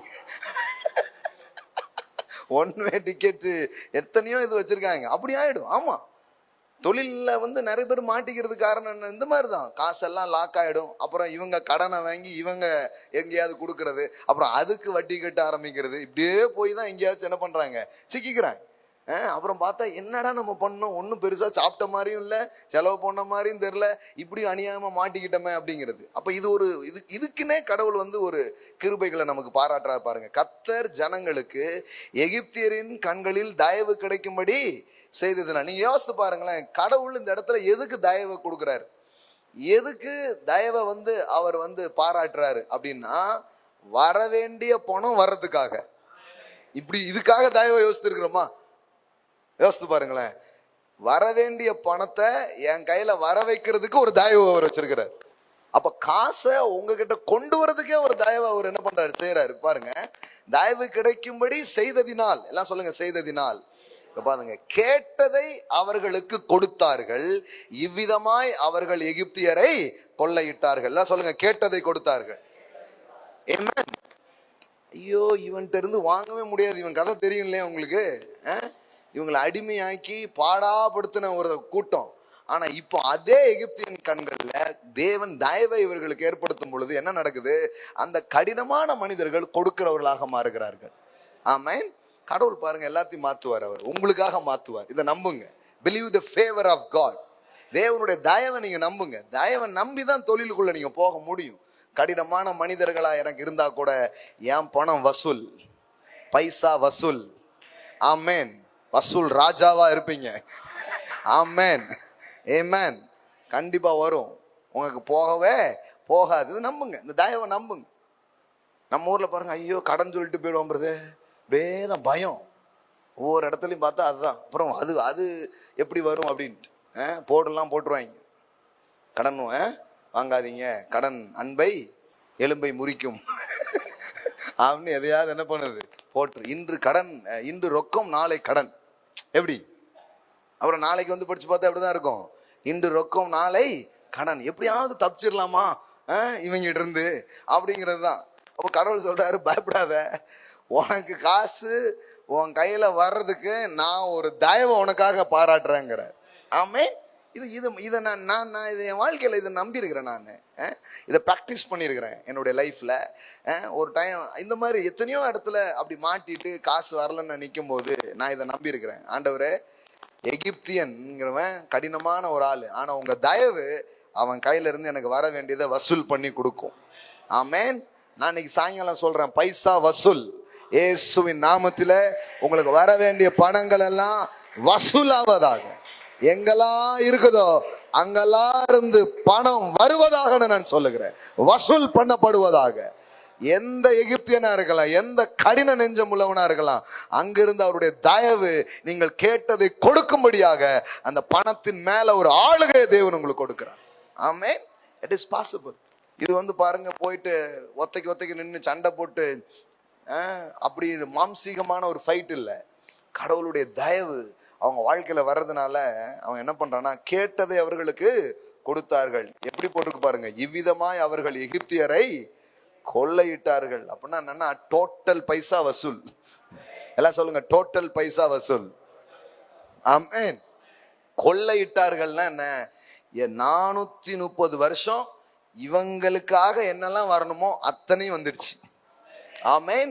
அப்ப பல நாள் பெண்டிங்லாம் கிளியர் ஆகும் இயேசுவின் நாமத்துல. பல நாள் பெண்டிங், பல நாள் வர வேண்டிய பணங்கள், பல நாள் வர வேண்டிய காசுகள் எல்லாம் கிளியர் பண்ணப்படுவதாக இயேசுவின் நாமத்தினாலே, தேவனுடைய தயவினாலே அதெல்லாம் கிளியர் ஆகட்டும். அதெல்லாம் உங்க கைகளுக்கு வருவதாக. ஆமென். அப்ப ரொம்ப நாளா, எத்தனை வருஷம் பாருங்க, 430 வருஷம். நான் சும்மாவா? எத்தனை தலைமுறையா அவங்களுக்கு கிடைக்க வேண்டியது. கடவுள் பாருங்க, அன்றைய கடவுள் மட்டுமல்ல, ஏற்கனவே உள்ளதையும் சேர்த்தே கொடுப்பாரு. ஆமென். ஒரு பெண்டிங் இல்லாம கிளியர் பண்ணுவார். ஒரு பைசா பாக்கி இல்லாம திருப்பி உங்க கையில கிடைக்கும்படியாக அவர் செய்வார். அதனாலதான் பாருங்க, இவன் அந்த நாட்டை விட்டு போன உடனே ராஜாவுக்கு ரொம்ப கஷ்டம். பின்னாடியே ஓடி வாரான். கொடுத்துட்டான், இப்ப பின்னாடியே ஓடி வரான். ஏன்? ஜனம் போதேங்கிறது இல்ல, முழு எகிப்தினுடைய பேங்கை தூக்கிட்டு போயிட்டு இருக்காங்க. எகிப்துல ஒண்ணுமே இல்லடா, எகிப்துல எதுவுமே இல்ல, டோட்டலா வாரிட்டு போறீங்களே அப்படிங்கிறதுனாலதான் பின்னாடி வரான். இல்லைன்னா ஏன் பின்னாடி வரட்டிட்டு வரான்? அதான் போங்கன்றாங்களா, போங்க போய் தொலைங்க அப்படின்ட்டான். ஆனாலும் திடீர்னு ஞாபகம் வருது, ஆமா பைசா அதான் எல்லாம் எடுத்தாங்கல்ல, பார்த்தா ஒன்னும் இல்லை. டங்குன்னு பார்த்தா என்ன, எல்லாம் கலட்டிட்டீங்க, கலட்டி கொடுத்துட்டேன், என்னன்னே தெரியல. டோட்டலா கழுத்துல இல்ல, காதுல இல்ல. அவங்க அடையாளமே நீங்க பாத்துருக்கீங்களா? எகிப்தியர்கள் இவ்வளவு பெருசு போட்டு இப்படிதான் இருப்பாங்க, கம்மல்லாம் போட்டு. ஆமா, என்ன உணர்வுன்னே தெரியல, எல்லாத்தையும் கலத்தி கொடுத்தாங்க. இவங்க கர்த்தருடைய பிள்ளைங்க அதை வாங்கி பிள்ளைகளுக்கு எல்லாம் போட்டு ஜகஜோதியா கூட்டிட்டு போகுது, கல்யாண வீட்டுக்கு போற மாதிரி. ஆமென். பைபிள் கதையை இவங்க எங்க மாத்தினாங்கன்னே தெரியல. அவங்கள்ட்ட இருந்து கலட்டி இவங்க போட்டா என்ன இருக்குது. ஆனா இவங்க எனக்கு எங்கேயோ போய் கழட்ட ஆரம்பிச்சிட்டாங்க. எல்லாம் கழட்டுங்க அப்படின்ட்டு. 430 வருஷமா கலட்டி இவங்களை ஒண்ணுமே இல்லாம உட்கார வச்சாங்க. ஒரு இரவு சிந்தப்பட்ட பஸ்கா ஆட்டுக்குட்டியை நினைவு கூர்ந்தார்கள். அன்று பைசா வசூல். ஆமென். எல்லாம் சொல்லுங்க, மீட்பை, சிலுவையை, இரத்தத்தை நினைவு கூறுற உங்களுக்கு எல்லாம் வசூல் ஆகும், எல்லாம் வசூல் பண்ணப்படும், எல்லாம் உங்க கையில வரும் இயேசுவின் நாமத்தினாலே. ஆமென். அப்ப நம்புங்க, உங்க வியாபாரத்துக்குள்ள நீங்க போகும்போது, உங்க தொழிலுக்குள்ள நீங்க போகும்போது, ஐயோ அப்படிலாம் நினைக்காதீங்க. எனக்காக ஒரு தயவை கடவுள் வச்சிருக்கிறாரு. என் காசு எங்கேயும் நிக்காது, அது கண்டிப்பா என் கையில வரும். கர்த்தர் சொல்லியிருக்கிறாரு, அது வரும். அது அந்நியர் வசம் ஆவதில்லை. அது ஒரு வாக்கு பாருங்களேன். உன் பிரயாசத்தின் பலன் உன் வீட்டை சேரும், அது அந்நியர் வசமாக ஆகாதுன்னு இருக்கிறாரு. அப்ப அது உங்க கையில வர்றதுக்கு என்ன உண்டோ அது தேவன் செய்கிறவராக அவர் இருக்கிறார். ஆமென். இது நீங்க நம்பணும். இது உங்களுக்குள்ள இப்படி பிக்ஸ் பண்ணிட்டீங்கன்னா அப்புறம் அது நடக்கும். ஆமா, ஊழியத்துல காசே தரமாட்டாங்க, கிடைக்காது அப்படின்னு நினைச்சிட்டு இருந்த நாளெல்லாம் நான் அப்புறம் மாத்திட்டு, எனக்கு இவங்க தர்றதுக்கு என்ன ஆண்டவர், நீங்க எனக்கு தருவீங்க, ஆனா கண்டிப்பா எனக்கு வரும், ஒரு தயவு எனக்கு இருக்குது அப்படின்ட்டு காலையில இருந்து பேசியிருப்போம். ஒரு சின்ன காணிக்கை கொடுப்பாங்க. இப்ப நான் சொல்லாமே முன்னாடி, இப்ப ஒன்றும் பண்ண முடியாது. ஆமா, இப்ப முதல்ல டிரான்ஸ்ஃபர் பண்ணிடுறாங்க. ஃப்ளைட் டிக்கெட்லாம் கொடுத்துட்றாங்க முதல்ல. அப்போதான் இங்கே வண்டி கிளம்பும். இல்லைன்னா நீங்கள் வெயிட் பண்ண வேண்டியதுதான். நான் சொல்கிறது, இந்த அப்பாவியா வாழ்ந்த காலம் கிருபை தான் அப்போ காப்பாத்துச்சு. இப்பவும் கிருபை இருக்குது, இப்போ வேற மாதிரி ஒரு கிருபை அதில் பெருகி இருக்கு, கிருபை பெருகி இருக்குது. ஆமென். ஆமாம். அப்போ 200 கொடுத்து விட்டுருவாங்க, கூட வேற 2 பேரை கூட்டு போயிருப்போம். அப்போ இன்னைக்கு பண்ணு தான். ரிட்டர்ன் வரும்போது வேற என்ன பண்ண முடியும், பண்ணு டீ அப்படிங்கிற மாதிரி தான் இருக்கும் பாருங்க. ஒரு ஊர்ல சாப்பாடுலாம் கொடுத்துட்டாங்க, நைட்டு ப்ரேயரு, அதே அப்போ இது கொடுப்பாங்க போலன்னு போயிட்டோம். அந்த ஊர்ல முடிஞ்ச வரைக்கும் கொடுக்கவே இல்லை. ஆமா, இந்த மாதிரிலாம் நிறைய நடக்கும். அப்புறம் தான் இதெல்லாம் நான் கத்துக்க ஆரம்பிச்சேன். ஊழியத்துல என்ன கத்துக்க ஆரம்பிச்சேன்னா, இந்த பைசாக்காக நான் ஆண்டவரை நம்ப போறேன் அப்படின்ட்டு. ஆமென். என் பிரசங்கத்தை கேட்டு ஜனங்கள் மாறுவார்கள்ங்கிறதுக்காக மட்டும் நான் ஆண்டவரை நம்பல. என் பிரசங்கத்துக்காக இன்றைக்கு நான் போதிக்கிறேன், உங்களுடைய நாமத்துக்கு என்று நான் நின்றுட்டு செய்யறேன். போகும்போது என்னை வெறுமையா அனுப்ப மாட்டீங்க, எனக்கு வர வேண்டியதெல்லாம் வரும் அப்படிங்கிறதுக்காகவும் நான் தேவனை விசுவாசிக்க ஆரம்பிச்சேன். ஆமென். இது நீ செயலை செய், பலனை எதிர்பாராதே அப்படிங்கிற தேவன்லாம் நம்பல. உன் கிரியைக்கு ஏற்ற பலனை உனக்கு தருவேன் என்று சொல்லுகிற தேவனை நான் நம்புகிறேன். ஆமென். இஸ்ரவேலின் தேவனாகிய கர்த்தருடைய செட்டைகளின் நிழலில் வந்த உனக்கு அவர் என்ன பண்ணுவாரு, உன் செய்கைக்கு தக்க பலனை உனக்கு தருவாராக அப்படின்னு வேதவசனம் சொல்லுது பாருங்க. அப்போ கண்டிப்பா உண்டு அப்படிங்கிறதெல்லாம் நான் விசுவாசிக்க ஆரம்பிச்சதுக்கு அப்புறம் இது வேலை பார்த்ததை நான் பார்த்துருக்கிறேன். அப்போ பாருங்க, உங்க பணம் அங்கங்க நிக்காது. நீங்க இந்த மாதிரி ஒரு நெகட்டிவான ஒரு ஸ்டேட்மெண்ட் வச்சிருந்தீங்கன்னா அதை எடுத்து போட்டுருங்க, உங்களுக்கு காசு வரும். அல்லேலூயா. எப்பவுமே உங்க மனசுல இத சொல்லிக்கிட்டே இருங்க, இந்த எண்ணத்தை வச்சுக்கிட்டே இருங்க, பணம் என்கிட்ட வரும். இயற்கைக்கு அப்பாற்பட்ட விதத்துல பணங்கள் என்னிடத்துல வரும். இன்னும் சொல்ல போனா எந்த காரண காரியம் இல்லாம கூட உங்ககிட்ட வரும் அப்படின்னு நீங்க நம்புங்க. வித்தவுட் எனி ரீசன்ஸ், எந்த காரணமே இருக்க வேண்டியதில்லை, என்னிடத்துல அது வருவதாக. ஆமென். நீங்க அப்படி நம்பி பாருங்க, சொல்லி பாருங்க. தினமும் தங்க வேட்டை தான், பண வேட்டை தான், வசூல் தான் நடந்துகிட்டே இருக்கும். ஆமென். பிகாஸ் ஃபெய்த் எப்பவுமே இந்த பிசிக்கல் வேர்ல்ட ஆளக்கூடிய ஒன்றாக இருக்கிறது. இங்க இருக்கிற மாம்சம் சக்தி வாய்ந்தது அல்ல, அதை உருவாக்கின வார்த்தை தான் சக்தி வாய்ந்ததா இருக்கிறது. ஆமென். அப்ப அந்த வார்த்தையோடு தொடர்பு கொள்கிற உங்களுக்கு விசுவாசம் என்கிற ஒரு மண்டலம் உருவாகிறதுனால நீங்க அந்த மண்டலத்தை பயன்படுத்தும் பொழுது இங்க இருக்கிற எல்லாமே உங்களுக்கு மடியும், இங்கு நடக்காதெல்லாம் நடக்கும். வழக்கமா காக்காக்கு என்ன பழக்கம், வடை கடை காய போட்டீங்கன்னா தூக்கிட்டு போயிடும். ஆனா இப்படி திருடிட்டு போற காக்கா எலியாவுக்கு கொண்டு கொடுத்ததுன்னு பைபிள்ல இருக்கு பாருங்க. ஹலோ, நீ எப்படி அசந்தீங்கன்னா கையில இருந்து கொத்திட்டு போயிடும், பாத்துருக்கீங்களா நீங்க? அப்போ காக்கான்னா திருடுறது தான் அதோடைய வழக்கம். ஆனா திருடுற காக்காவை டெய்லி டெலிவரி பாயா மாத்திட்டாரு ஆண்டவர்.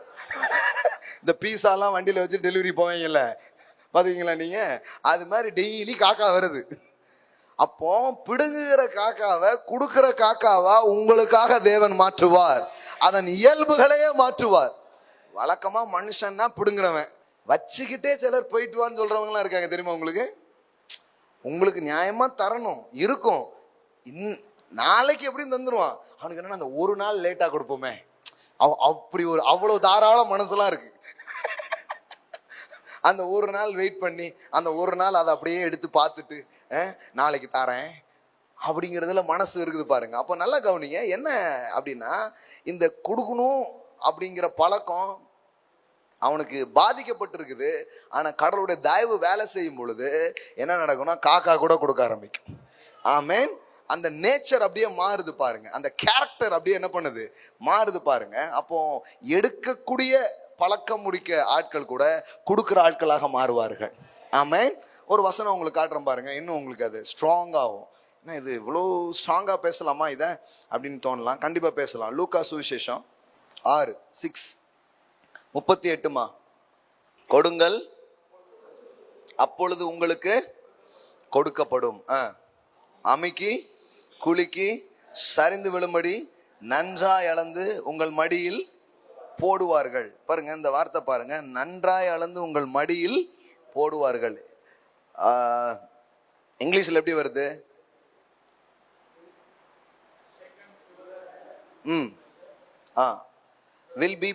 will be pour into your lap அப்படின்னு இருக்குது.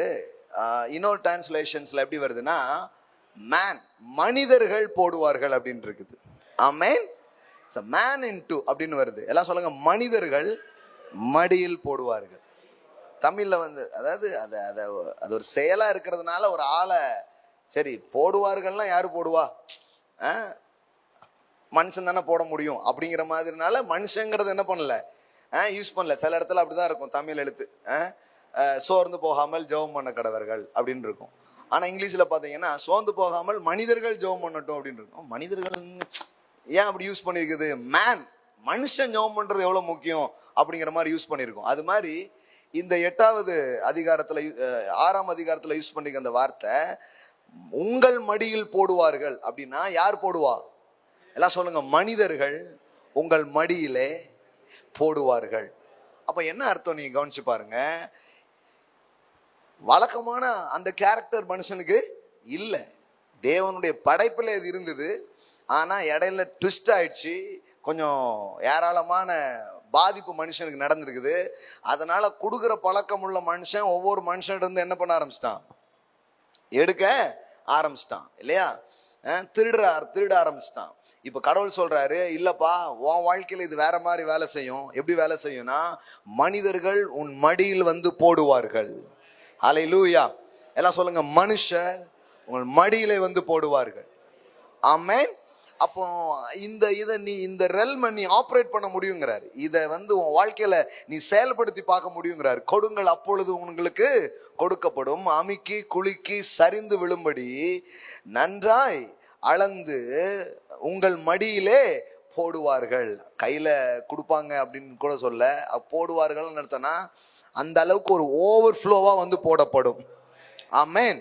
அந்த அளவுக்கு ஒரு மனிதனை உங்களுக்கு கொடுக்கக்கூடியவராக தேவன் மாற்றுவார். ஏன்னா நம்ம பிசினஸ் வந்து யாரோட, மனிதர்களோட தான் நடந்துட்டு இருக்குது. அப்போ அதுல கொடுக்க வாங்கலுங்கிறது ரொம்ப முக்கியமான ஒரு காரியமா இருக்குது. ஒரு சைட்ல கொடுக்க கூடாது நின்றுடுச்சுன்னா இங்க எல்லாமே என்ன பண்ணிடுது, நின்றுடுது. அப்ப தேவன் சொல்றாரு, அப்படி இல்லை, உன் வாழ்க்கையில நான் வந்து ஒரு தயவை கட்டளையிடுவேன், உன் வாழ்க்கையில நான் என்னுடைய செயல்களை நான் செய்வேன். அது செய்யும்போது என்ன நடக்கும்னா இந்த கொடுக்க கூடாதுன்னு நினைக்கிற மனுஷன் கூட உன் மடியில வந்து போடும்படியாக நான் செய்வேன். அல்லேலூயா. சோ மனிதர்களை உங்களுக்காக தேவன் செயல்பட வைக்கிறவர்னு எத்தனை பேர் நம்புறீங்க? அல்லேலூயா. கண்டிப்பா பாருங்களேன். ஏன்னா சில ஆட்கள்லாம் அவ்வளவு ஈஸியே கிடையாது. கோரேசு கிட்ட பேசும்போது கூட அதான் சொல்றாரு, அவ்வளவு சீக்கிரம் கொடுக்க மாட்டாங்க. ஆனா நான் அவங்க இடைக்கட்டெல்லாம் அவிழ்ப்பேன், நான் அந்த கதவெல்லாம் உடைப்பேன், அதெல்லாம் தாண்டி உன்னிடமாய் வரும் அப்படிங்கிறார். எல்லாம் சொல்லுங்க, தாண்டி என்னிடமாய் வரும். ஆமென். நீங்க முதல்ல என்னிடமாய் வரும் நம்புங்க. எத்தனை பேர் நம்புறீங்க உங்களிடமாய் வரும்? எப்பவுமே டிக்ளேர் பண்ணுங்க, என்னிடமாய் வரும். வெள்ளியும் பொன்னும் பணமும் செல்வங்களும் ஐஸ்வர்யமும் கனமும் என்னிடமாய் வரும், தாண்டி வரும். ஆமென். காலையில பேசுங்க, வாயை திறந்து பேசுங்க. கடவுள் வெளிச்சம் உண்டாக கடவுது என்று நினைத்தார் அப்படின்னு பைபிள்ல போடல, பேசினார் அப்படின்னு போட்டிருக்குது. Amen. You speak, you must speak. ஏன்னா நீங்க பேசும்போது தான் டேப்பை திறக்கிறீங்க. டேங்க்ல தண்ணி இருக்கு, ஆனா டேப்பை ஓபன் பண்ணணும் இல்லையா? அப்போ யூ மஸ்ட் ஸ்பீக். ஏன்னா பைபிள்ல சொல்லிக்குது, விசுவாசித்தேன் ஆகையால் பேசினேன் அப்படிங்கிறார். நீங்க எதை நம்புறீங்களோ அதை நீங்க பேசுங்க. எதை நம்புறீங்களோ அதை நீங்க என்ன பண்ணுங்க, சொல்ல ஆரம்பிங்க. சொல்லுங்க, பைசா வசூல். ஆமென். எல்லாம் சொல்லுங்க, என் பணம் எனக்கு வரும். ஆமென். என்னுடைய பிசினஸ்ல, என்னுடைய வியாபாரத்துல ஸ்ட்ரக் ஆகாது, என் வியாபாரத்துல ஃப்ளோ ஆயிட்டு இருக்கும். Hallelujah. Amen brother, thank you. Cash flow ஆகும். எல்லாம் சொல்லுங்க, cash flow in Jesus name. Amen. Hallelujah. இன்னொரு விஷயம் எனக்கு மைண்ட்ல ரிமைண்ட் ஆச்சு. ஒரு ஒரு ஒரு ஒரு கிரேட்டஸ்ட் பிரின்சிபல்ஸ், மிகப்பெரிய ஒரு லா அப்படின்னு இயேசு ஒரு விஷயம் சொல்றாரு. 10 கட்டளை சொல்றாரு, அப்புறம் அதை சுருக்கி இப்படி காமிக்கிறாரு. அப்புறம் ஒரு இடத்துல ஒன்னே ஒண்ணுதான் சொல்றாரு. என்ன சொல்றாருன்னா, மனுஷர் உங்களுக்கு எவைகளை செய்ய வேண்டும் என்று நீங்கள் விரும்புகிறீர்களோ அவைகளே அவர்களுக்கு செய்யுங்கள், இதுவே நியாயப்பிரமாணமும் தீர்க்க தரிசனமுமா இருக்கிறது. ஆமென். இப்போ நான் சொல்றேன், இப்போ நீங்க பெற இடத்துலயும் இருக்கலாம், கொடுக்குற இடத்துலயும் நீங்க இருக்கலாம். உங்ககிட்ட நீங்க டீல் பண்ணக்கூடிய ஆட்கள்கிட்ட கூட நான் உங்களுக்கு சொல்றேன், கொடுங்கள் அப்பொழுது கொடுக்கப்படும். என்ன அர்த்தம்னா, உங்க காசு எப்படி நிக்க கூடாதுன்னு நீங்க நினைக்கிறீங்களோ அதே மாதிரி அடுத்தவங்களோட உங்களுடைய டீலும் அந்த மாதிரி இருக்கிறது தேவனுடைய விருப்பமாக இருக்கிறது. ஆமென். உங்ககிட்ட இருக்கிற ஒர்க்கர்ஸா இருக்கலாம், உங்ககிட்ட வேலை பார்க்குற ஸ்டாஃப்ஸா இருக்கலாம், உங்ககிட்ட டீல் பண்ணக்கூடிய ஆட்களா இருக்கலாம். ஸோ நான் சொல்றேன், அவர்கள் நடுவில் கூட உங்களுடைய செயல்பாடுகள் இந்த மாதிரி இருக்கும்போது நான் சொல்றேன், இது இன்னும் பெரிய அளவுல உங்க வாழ்க்கையில வேலை செய்ய ஆரம்பிக்கும். ஆமென். ஏன்னா இப்போ இதை நான் உங்களுக்கு என் வாழ்க்கையில எனக்கு வருது அப்படிங்கிறத மட்டும் நான் உங்களுக்கு சொல்லக்கூடாது இல்லையா? இன்னொரு விதத்துல சொல்லணும். யாருக்கிட்டையாவது நம்ம ஏதாவது ஒரு வேலை பேசணும்னா, ஏதாவது ஒன்று செய்ய சொல்லி பேசணும்னா, வழக்கமா என்ன சொல்லியிருக்கோமோ அதுல இருந்து குறைச்சி அடிமட்டமா என்ன உண்டோ அப்படி நம்ம பண்றதே கிடையாது. ஒன்று கேட்குற காசை கரெக்டாக கொடுத்துருவோம். நமக்கு தெரியும் அவங்க ரொம்ப நல்லா பண்ணாங்கன்னு தெரிஞ்சா, அப்படி தெரிஞ்சதுன்னா அதை விட எக்ஸ்ட்ரா காசு வச்சு தான் நம்ம கொடுக்குமே தவிர ஒரு நாள் அவங்களுக்கு குறைச்சி கொடுக்குற பழக்கம் நமக்கு கிடையவே கிடையாது. இதையும் நம்ம ஃபாலோ பண்றோம். அதாவது உங்களுக்கு சொல்ல விரும்புறேன் நான். அது எப்படி, எங்களை அவருக்கு மட்டும் தான் வேலை செய்தான்னா இல்லை, எல்லாருக்கும் வேலை செய்யும். எல்லாருக்கும் வேலை செய்யும். எப்படி வேலை செய்யுது அப்படின்னு சொன்னா, நீங்க அது முதல்ல அப்படிதான் ஆரம்பிக்குது, கொடுங்கள் அப்பொழுது கொடுக்கப்படும். அப்புறம் ஒரு வார்த்தை இருக்கு பாருங்க, நீங்கள் எந்த அளவினால் அளக்கிறீர்களோ உங்க அளவுகோல் எது அது உங்க வாழ்க்கையில என்ன பண்ண ஆரம்பிக்கும், ரிட்டர்ன் ஆக ஆரம்பிக்கும். நீங்க ஒரு கிவ்வரா, நீங்க மனிதர்கள் மத்தியில இப்படி தாராளமா நடந்துக்கிற ஒரு ஆளா நீங்க இருக்கும் பொழுது அந்த தயவு உங்க வாழ்க்கையில வேலை செய்யறதை நீங்க பாப்பீங்க. ஆமென். அப்புறம் பாத்தீங்கன்னா உங்ககிட்ட அந்த மாதிரி ஆட்களா தான் வருவாங்க. மறுபடியும் சொல்றேன், இந்த பிக்கிறது பிடுங்கிறது இதெல்லாம் எங்க போச்சுன்னே தெரியாது. ஆமா ஆமா, உங்ககிட்ட வர்ற ஆளெல்லாம் எப்படி இருக்கும்னா அந்த மாதிரியே இருப்பாங்க, இல்லைன்னா உங்க மண்டலத்துக்குள்ள வந்தா அந்த மாதிரி ஆயிடுவாங்க. ரெண்டுல ஏதாவது ஒண்ணு நடக்கும். எப்படி தீர்க்க தரிசன மண்டலம் இருக்குதோ, இப்போ தீர்க்க தரிசிகள்லாம் தீர்க்க தரிசனம் சொல்ற ஒரு மண்டலத்துக்குள்ள ஒரு காமன் மேன் போனா கூட என்ன சொல்றான், ஏன்னா அந்த அட்மாஸ்பியர் அவன் என்ன பண்ணுது, பேச வைக்குது இல்லையா? அது மாதிரி உங்களை சுத்திலும் கத்துறது ஒரு மகிமை மாதிரி வச்சிருப்பாரு, ஒரு அட்மாஸ்பியரே கிரியேட் ஆயிரும். அது என்ன பண்ணும்னா உங்க இடத்துல வரும் பொழுது அப்படிதான் நடந்து கொள்ளும்படி அவர்களை அது தூண்டும், அவ்விதமாக அவர்கள் செய்ய ஆரம்பிப்பார்கள். அல்லேலூயா. எல்லாம் சொல்லுங்க, பைசா வசூல். எல்லாம் சொல்லுங்க, வர வேண்டிய பணங்கள் என்னிடத்திலே வரும். இயேசுவின் நாமத்திலே அது தேங்கி நிற்பதில்லை. ஆமென். அப்ப மனிதர்களை பற்றி தப்பான அபிப்பிராயத்தோடயே நீங்க வேலை செய்யணுங்கிறது இல்ல. மனிதர்கள் அப்படி இருந்தா கூட அந்த கடினமான மனிதர்களை கூட உங்களுக்காக தேவன் வேலை செய்ய வைப்பார். ஆமென்.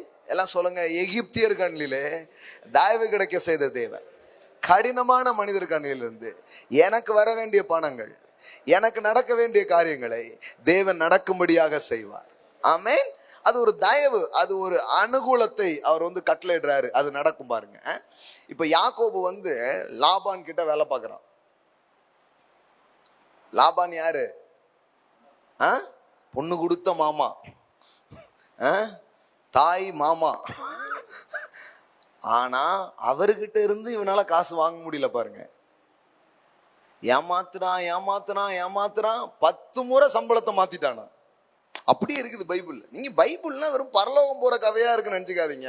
சம்பளம் பாக்கிலாம் வராம இருந்துச்சு, கர்த்தர் எப்படி வசூல் பண்ணி கொடுத்தாரு, இதெல்லாம் பைபிள்ல இருக்குது பாஸ். படிக்கிறீங்களான்னு தெரியலையே. பாருங்க, அதை வாசித்து முடிப்போம். எடுங்க பார்க்கலாம். என்ன பைபிள் கையில வச்சிருக்கீங்க பாருங்க. அது பேருக்கு இப்படி திறந்ததே இல்லை அவங்க பைபிள் எல்லாம். அதனாலதான் இதெல்லாம் வாழ்க்கையில் நடக்க மாட்டேங்குது. ஆதியாகமம் அதை மட்டும் காமிக்கிறேன் பாருங்க. கடவுள் இன்னைக்கு உங்க கையில வசூல் பண்ணி கொடுப்பார். ஆமா, ஏன் அதுக்கு திரும்ப திரும்ப சொல்லணும்னு தெரியல. வசூல் ஆகும், பழைய பெண்டிங் கூட ஆகும். ஆமா, என்னமோ தெரிலங்க, எனக்கு கொடுத்துன்னு போல தோணுச்சு கொண்டுன்றாங்க. ஏமேன், என்ன வேணாலும் நடக்கும். ஆதியாகமம் இப்ப பாருங்க, 30வது அதிகாரத்தை எடுத்துக்கோங்க. 31 வருவோம். 31 ஆதியாகமம் 30, 31 2 அதிகாரம் வச்சுக்கோங்க. 31ல அங்க பாருங்க, 7வது வசனம் பாருங்க. உங்கள் தகப்பனோ, மாமான்லாம் சொல்ல வாயே வரல, உங்க அப்பா அப்படின்னு பேசுறான் கொண்டாட்டிக்கிட்ட. ரொம்ப பாசமா இருந்தாலும் மாமா இருக்கார அப்படின்னு பேசுவாங்க, இல்லைன்னா அப்படி வராது. இப்ப எப்படிதான் வரும், உங்க அப்பா அப்படிதான் பேசுறான். என் பிள்ளை எப்படி பண்ணுதும்பாங்க, சேட்டை பண்ணுச்சுன்னா உங்க பிள்ளைய பாத்தீங்களா அப்படின்றாங்க. அப்படியே மாறும். அதுலயே கண்டுபிடிச்சிக்கலாம் இப்ப என்ன போயிட்டு இருக்கு அப்படின்ட்டு. இப்ப கவனிங்க, உங்கள் தகப்பனோ என்னை வஞ்சித்து என் சம்பளத்தை 10 முறை மாற்றினான். எனக்கு ரொம்ப ஆச்சரியமா இருக்குது, இதெல்லாம் என் பைபிள்ல எழுதி வச்சிருக்கு. ஏன்னா இன்னைக்கு இதே வேலையெல்லாம் பண்றவங்க இருக்கிறாங்க. லாபானுக்கும் பல லாபான். லாபான் என்ன தெரியுமா, தன் லாபத்தை மட்டுமே பார்ப்பான், அவன் தான் லாபான்.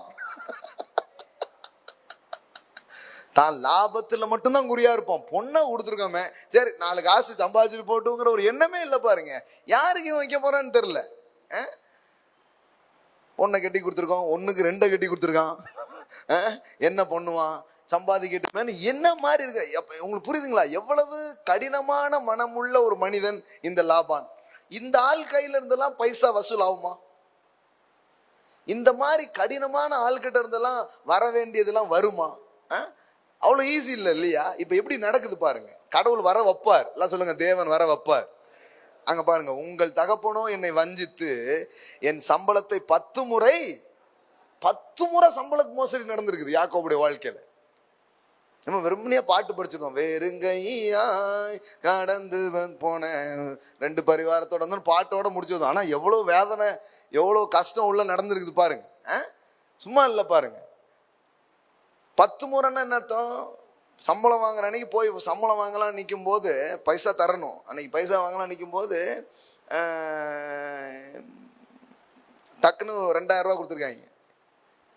10,000 சொன்னீங்களா, 10,000 சொன்னேன், 2,000 தானே சொன்னேன் அப்படின்னு இருக்காங்க. இப்படியே மாத்திருக்கிறாங்க. இதே மாதிரி எத்தனை முறை ஆயிருக்குது? 10 முறை மோசடி நடந்திருக்குது. இப்ப பாருங்க, 10 முறை மாற்றினான். ஆனா இங்க மேட்டர் பாத்தீங்களா? ஆனாலும், எல்லாம் சொல்லுங்க ஆனாலும், எல்லாம் சொல்லுங்க ஆனாலும், நல்லா சொல்லுங்க ஆனாலும். நம்ம இது வரைக்கும் அந்த மாத்தினா ஏமாத்தினா அவ்வளவு தானே படிச்சிருக்கோம். இனிமே இது சேர்த்து படிக்கணும். ஆனாலும் அவன் எனக்கு தீங்கு செய்ய தேவன் அவனுக்கு இடம் கொடுக்கவில்லை. அல்லேலூயா, ஆமென். எல்லாம் சொல்லுங்க, அவன் எனக்கு தீங்கு செய்ய தேவன் அவனுக்கு இடம் கொடுக்கவில்லை. ஆமென். பொல்லாத மனிதர்கள் இருக்கிறாங்க, ஆனா நல்ல தேவன் ஒருவர் இருக்கிறார் உங்க வாழ்க்கையில உங்களுக்காக கிரியை செய்ய. கெட்ட மனுஷங்க கிட்ட கூட இருந்து உங்களுக்கு வர வேண்டியதை வர வைப்பார், உங்களுக்காக கிடைக்க வேண்டியதை கிடைக்க வைப்பார். ஆமென். ஆமா ஆமா, ரொம்ப ஹார்டு. உள்ள போயிட்டு இந்த மார்க்கெட் பிளேஸ்ல இந்த தொழில் உலகங்களை போகும்பொழுது இந்த மாதிரிதான் இருக்குது. கிடைக்குமா வருமா? சிலர்லாம் லேபரா கூட வேலை பார்க்குறாங்க. ஃபாரின் எல்லாம் சில இடத்துல போயிட்டு கஷ்டப்பட்டுட்டு, ஐயோ வேலை பார்த்த காசுன்னும் வரவே இல்லை, சம்பளம் என்னைக்கு தான் கொடுப்பாங்கன்னே தெரியல, ஃபோன்லாம் பண்ணுவாங்க பாருங்க, எத்தனையோ மாதங்கள் பெண்டிங், இன்னும் தரவே இல்லைன்ட்டு. அப்போ கடவுளுடைய வார்த்தை, இப்போ நம்மளை இதுக்காக விசுவாசிக்கிறதுக்கு தேவன் தூண்டுறாரு. அவன் எவ்வளோ கெட்டவனா இருக்கலாம், ஆனா உனக்கு நான் வசூல் பண்ணி தருவேன், நான் உனக்கு பணத்தை வர வைப்பேன். ஆமென்.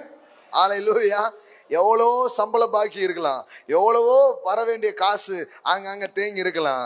அப்போ இங்க சொல்றாரு, அவன் எனக்கு தீங்கு செய்ய தேவன் அவனுக்கு இடம் கொடுக்கவில்லை. ஆண்டவர் இன்னொரு ஐடியா கொடுக்குறாரு யாக்கோபுக்கு. கொடுத்து, இப்போ உன் மாமனாட்ட போய் டீல் பேசு. என்ன டீல் பேசு? புள்ளி உள்ள, பாருங்க, முதல்ல புள்ளி உள்ளவைகள் உன் சம்பளமா இருக்கும் என்று அவன் சொன்ன போது ஆடுகள் எல்லாம் புள்ளி உள்ள குட்டிகளை போட்டது. அடுத்தது, கலப்பு நிறமானவைகள் உன் சம்பளமா இருக்கும் என்று அவன் சொன்ன போது ஆடுகள் எல்லாம் கலப்பு நிற குட்டிகளை. ஐயோ, இது எப்படி இருக்குது பாருங்க. இவ்விதமாய் தேவன் உங்கள் தகப்பனுடைய ஆடுகளை எடுத்து எனக்கு தந்தார். எல்லாம் சொல்லுங்க, எடுத்து கொடுப்பார். எல்லாம் சொல்லுங்க, எடுத்து தருவார், போக விட மாட்டார். ஆமென். அப்போ இவனுக்குள்ளதை எப்படி எடுத்து கொடுக்கணுங்கிறதுக்காகவே ஆண்டவர் ஒரு வேலை செய்யறாரு பாரு. அசல் லாபமா? லாபான்ட்டு இருந்தெல்லாம், லாபான் மாதிரி ஆளுகிட்ட இருந்தெல்லாம் பணம் வர முடியுமா? அங்க இருந்து கிடைக்க வேண்டியது கிடைக்குமா? கடவுள் பாருங்க கிடைக்க வைக்கிறார். எப்படி சொல்றான் பாருங்க. இவ்விதமா, எல்லாம் சொல்லுங்க, இவ்விதமா தேவன் உங்கள் தகப்பனுடைய ஆடுகளை எடுத்து எனக்கு தந்தார். ஆமென். ஹல்லேலூயா. ஓ, கர்த்தர் பாருங்க அவங்க கூட பேசுற. அதனாலதான் பாருங்க, பிசினஸ்னா வெறும் பணம்னு போற ஒரு வாழ்க்கை கிடையாது, கர்த்தரோட வாழ்ற ஒரு வாழ்க்கை. ஆமென். தேவனோடு இசைஞ்சு இருக்கும் பொழுது தெய்வீக உதவிகள் உங்களுக்கு உண்டாகும். உங்களை யாரும் ஏமாத்திர முடியாது. எல்லாம் சொல்லுங்க, கர்த்தரை நம்புற என்ன யாரும் ஏமாத்திர முடியாது. நல்லா சொல்லுங்க, தேவனை நம்புற எனக்கு ஒருவரும் தீங்கு செய்ய முடியாது. ஆமென். அவன் கெட்டவனாவே இருக்கலாம், ஆனா அவன் பாச்சா உங்ககிட்ட பலிக்காது. அவன் கெட்டது உங்க வாழ்க்கையில தோற்று போகும். அவனுடைய கிரியைகள் எல்லாம் உங்ககிட்ட வேலை நடக்காது. அவன் ஊர்ல யாரை எத்தனை பேரை ஏமாத்தி இருக்கலாம், ஊர்ல எத்தனையோ பேரை விழுங்குகிற முதலையும் அவன் இருக்கலாம், ஆனா உங்ககிட்ட கக்குவான். உங்ககிட்ட அவனால விழுங்க முடியாது. ஆமென். இதை நீங்க நம்பணும் எப்போ. அதனாலதான் சொல்றேன், அதனாலதான் பைபிள் சொல்லுது, உங்கள் விசுவாசமே இந்த உலகத்தை ஜெயிக்கிற ஜெயம். எல்லாம் சொல்லுங்க, உங்கள் விசுவாசமே இந்த உலகத்தை ஜெயிக்கிற ஜெயம். இந்த உலகத்தை ஏன் இன்னும் நிறைய விசுவாசிகள் ஜெயிக்காம இருக்காங்க, இந்த உலகத்துல ஏன் நிறைய விசுவாசிகள் வெற்றிகரமா இருக்காம இருக்காங்கன்னா, அவர்கள் இந்த விதத்திலே தேவனை அவர்கள் விசுவாசிக்காம இருக்கிறாங்க. கெட்ட உலகம்தான், கெட்ட மனிதர்கள் தான், ஆனால் தேவன் எனக்காக கிரியை செய்வார், தேவன் என்னை பாதுகாப்பார், தேவன் எனக்கு வர வேண்டியதை வர வைப்பார். ஹல்லேலூயா. இந்த மாதிரி உங்க ஃபெய்த்தை நீங்க டெவலப் பண்ணணும். நம்ம ஊரை பார்த்துட்டு சூழ்நிலை இன்னும் பாருங்களேன், வெறும் அந்த சென்ஸ் நாலேஜுக்குள்ள உட்பட்டு தான் அநேக கிறிஸ்தவர்கள் வாழ்ந்து கொண்டிருக்கிறார்கள். அநேகர் பிசினஸ் பண்ணிட்டு இருக்காங்க. அவங்களுக்கு தெரிஞ்சதெல்லாம் என்ன? இந்த ஐம்புலன்களின் அறிவுக்கு உட்பட்டு என்ன நடக்குதுங்கிறத மட்டும்தான் கவனிக்கிறாங்க. கண்ணால பாக்குறாங்க, காதால கேட்கறது, உணர்றதெல்லாம் பார்க்கும்போது ஒன்றும் இல்லை, அப்படியே மூடிட்டாங்க. ஆனா விசுவாசங்கிறது என்ன தெரியுமா? இதெல்லாம் பார்க்க முடியாத கடவுளுடைய வார்த்தை சொல்லுகிற ஒன்றை நம்ப ஆரம்பிப்பது. Amen. That is a faith. அப்ப அந்த விசுவாசம் என்ன பண்ணுது? உலகத்தை ஜெயிப்போம். எல்லாம் சொல்லுங்க, உலகத்தை நான் ஜெயிப்பேன்.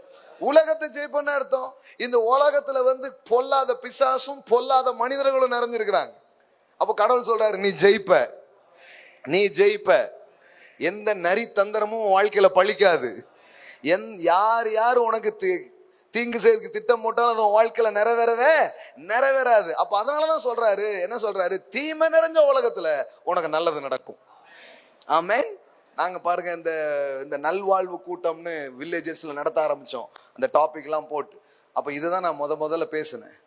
கெட்ட உலகத்துல உங்களுக்கு நல்லது நடக்கும், தீமை நிறைஞ்ச உலகத்துல உங்களுக்கு நல்லது செய்கிற ஒரு தேவன் இருக்கிறார். இதை நீங்க முதல்ல நம்புங்க. நம்ம என்ன நினைக்கிறோம்? இது தீமையா இருக்கு, அப்ப அப்படிதான் இருக்கும். எல்லாம் கெட்டவன், அப்ப எல்லாம் கெட்டதான் நடக்கும். அது எப்படி பிரதர்? இப்படியே நம்ம நினைக்கிறோம். முதல்ல உங்க விசுவாசத்தை மாத்துங்க, அப்புறம் நடக்கிறதெல்லாம் மாற ஆரம்பிக்கும். உங்க நம்பிக்கையை முதல்ல மாத்துங்க, அப்புறம் உங்க வாழ்க்கையில பழிக்கிறதெல்லாம் மாற ஆரம்பிக்கும். ஆமென். அப்ப இப்ப கவனிங்க. இப்ப நான் என்ன சொல்றேன்னா, இது நீங்க பைபிள் ஃபுல்லா பார்க்கலாம். கெட்ட மனிதர்கள், ஆனா கடவுளுடைய பிள்ளைகளுக்கு ஒரு கேடும் பண்ண முடியல. இது நீங்க நிறைய படிக்கலாம் பைபிள்ல. தாவீது ஒரு தனியாளு, அவனை துரத்தி அழிக்கணும்னு நினைச்ச சவுல் யாரு? அந்த நாட்டுடைய ராஜா. அவங்கிட்ட ராணுவமே இருக்கு, ஆனா இவன் கிட்ட தேவனே இருக்காரு. அதான் மேட்ரு. நல்லா கைத்தட்டுங்க பார்க்கலாம் ஆண்டவருக்கு.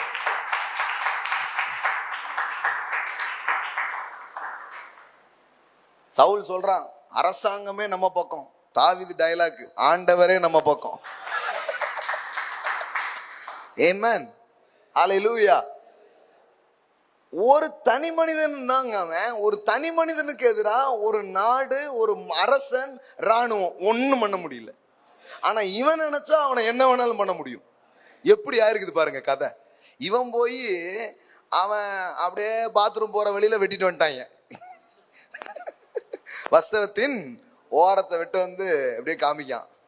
அப்பமே முடிச்சிருப்போம். ஆனா தலையில எண்ணெயை ஊத்திட்டாங்க ஒருத்தர், அதனால விட்டுட்டோம்.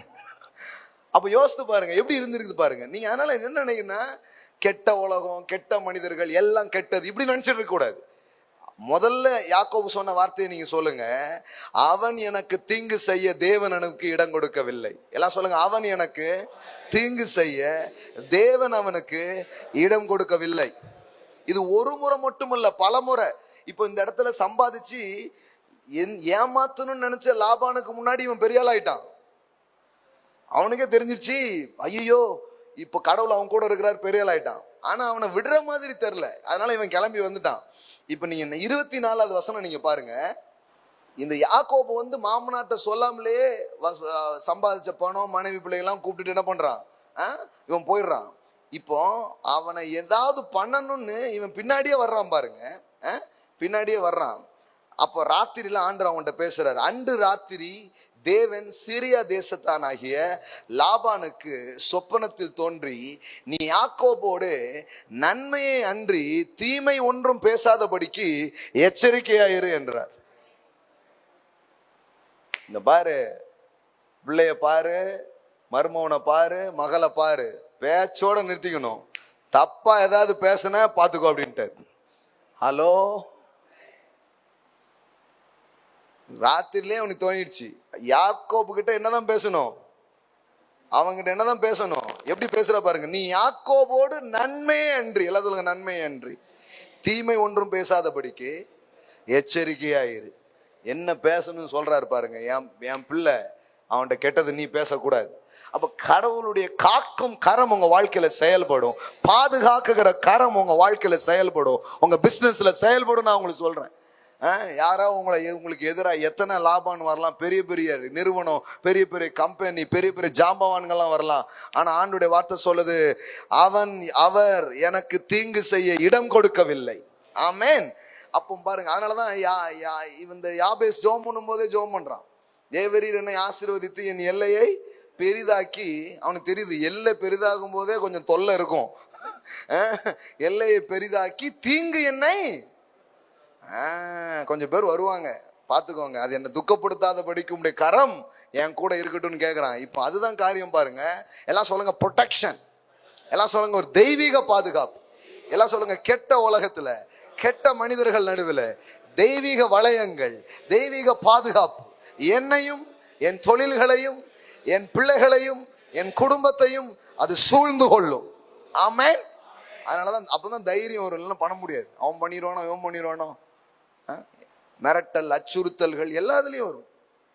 தலையில இருக்கிற ஒரு முடி கூட விழாது, போய்க்கோ தைரியமா அப்படின்ட்டு. ஆமென். ஒன்னும் யாரும் பண்ண முடியாது, போ.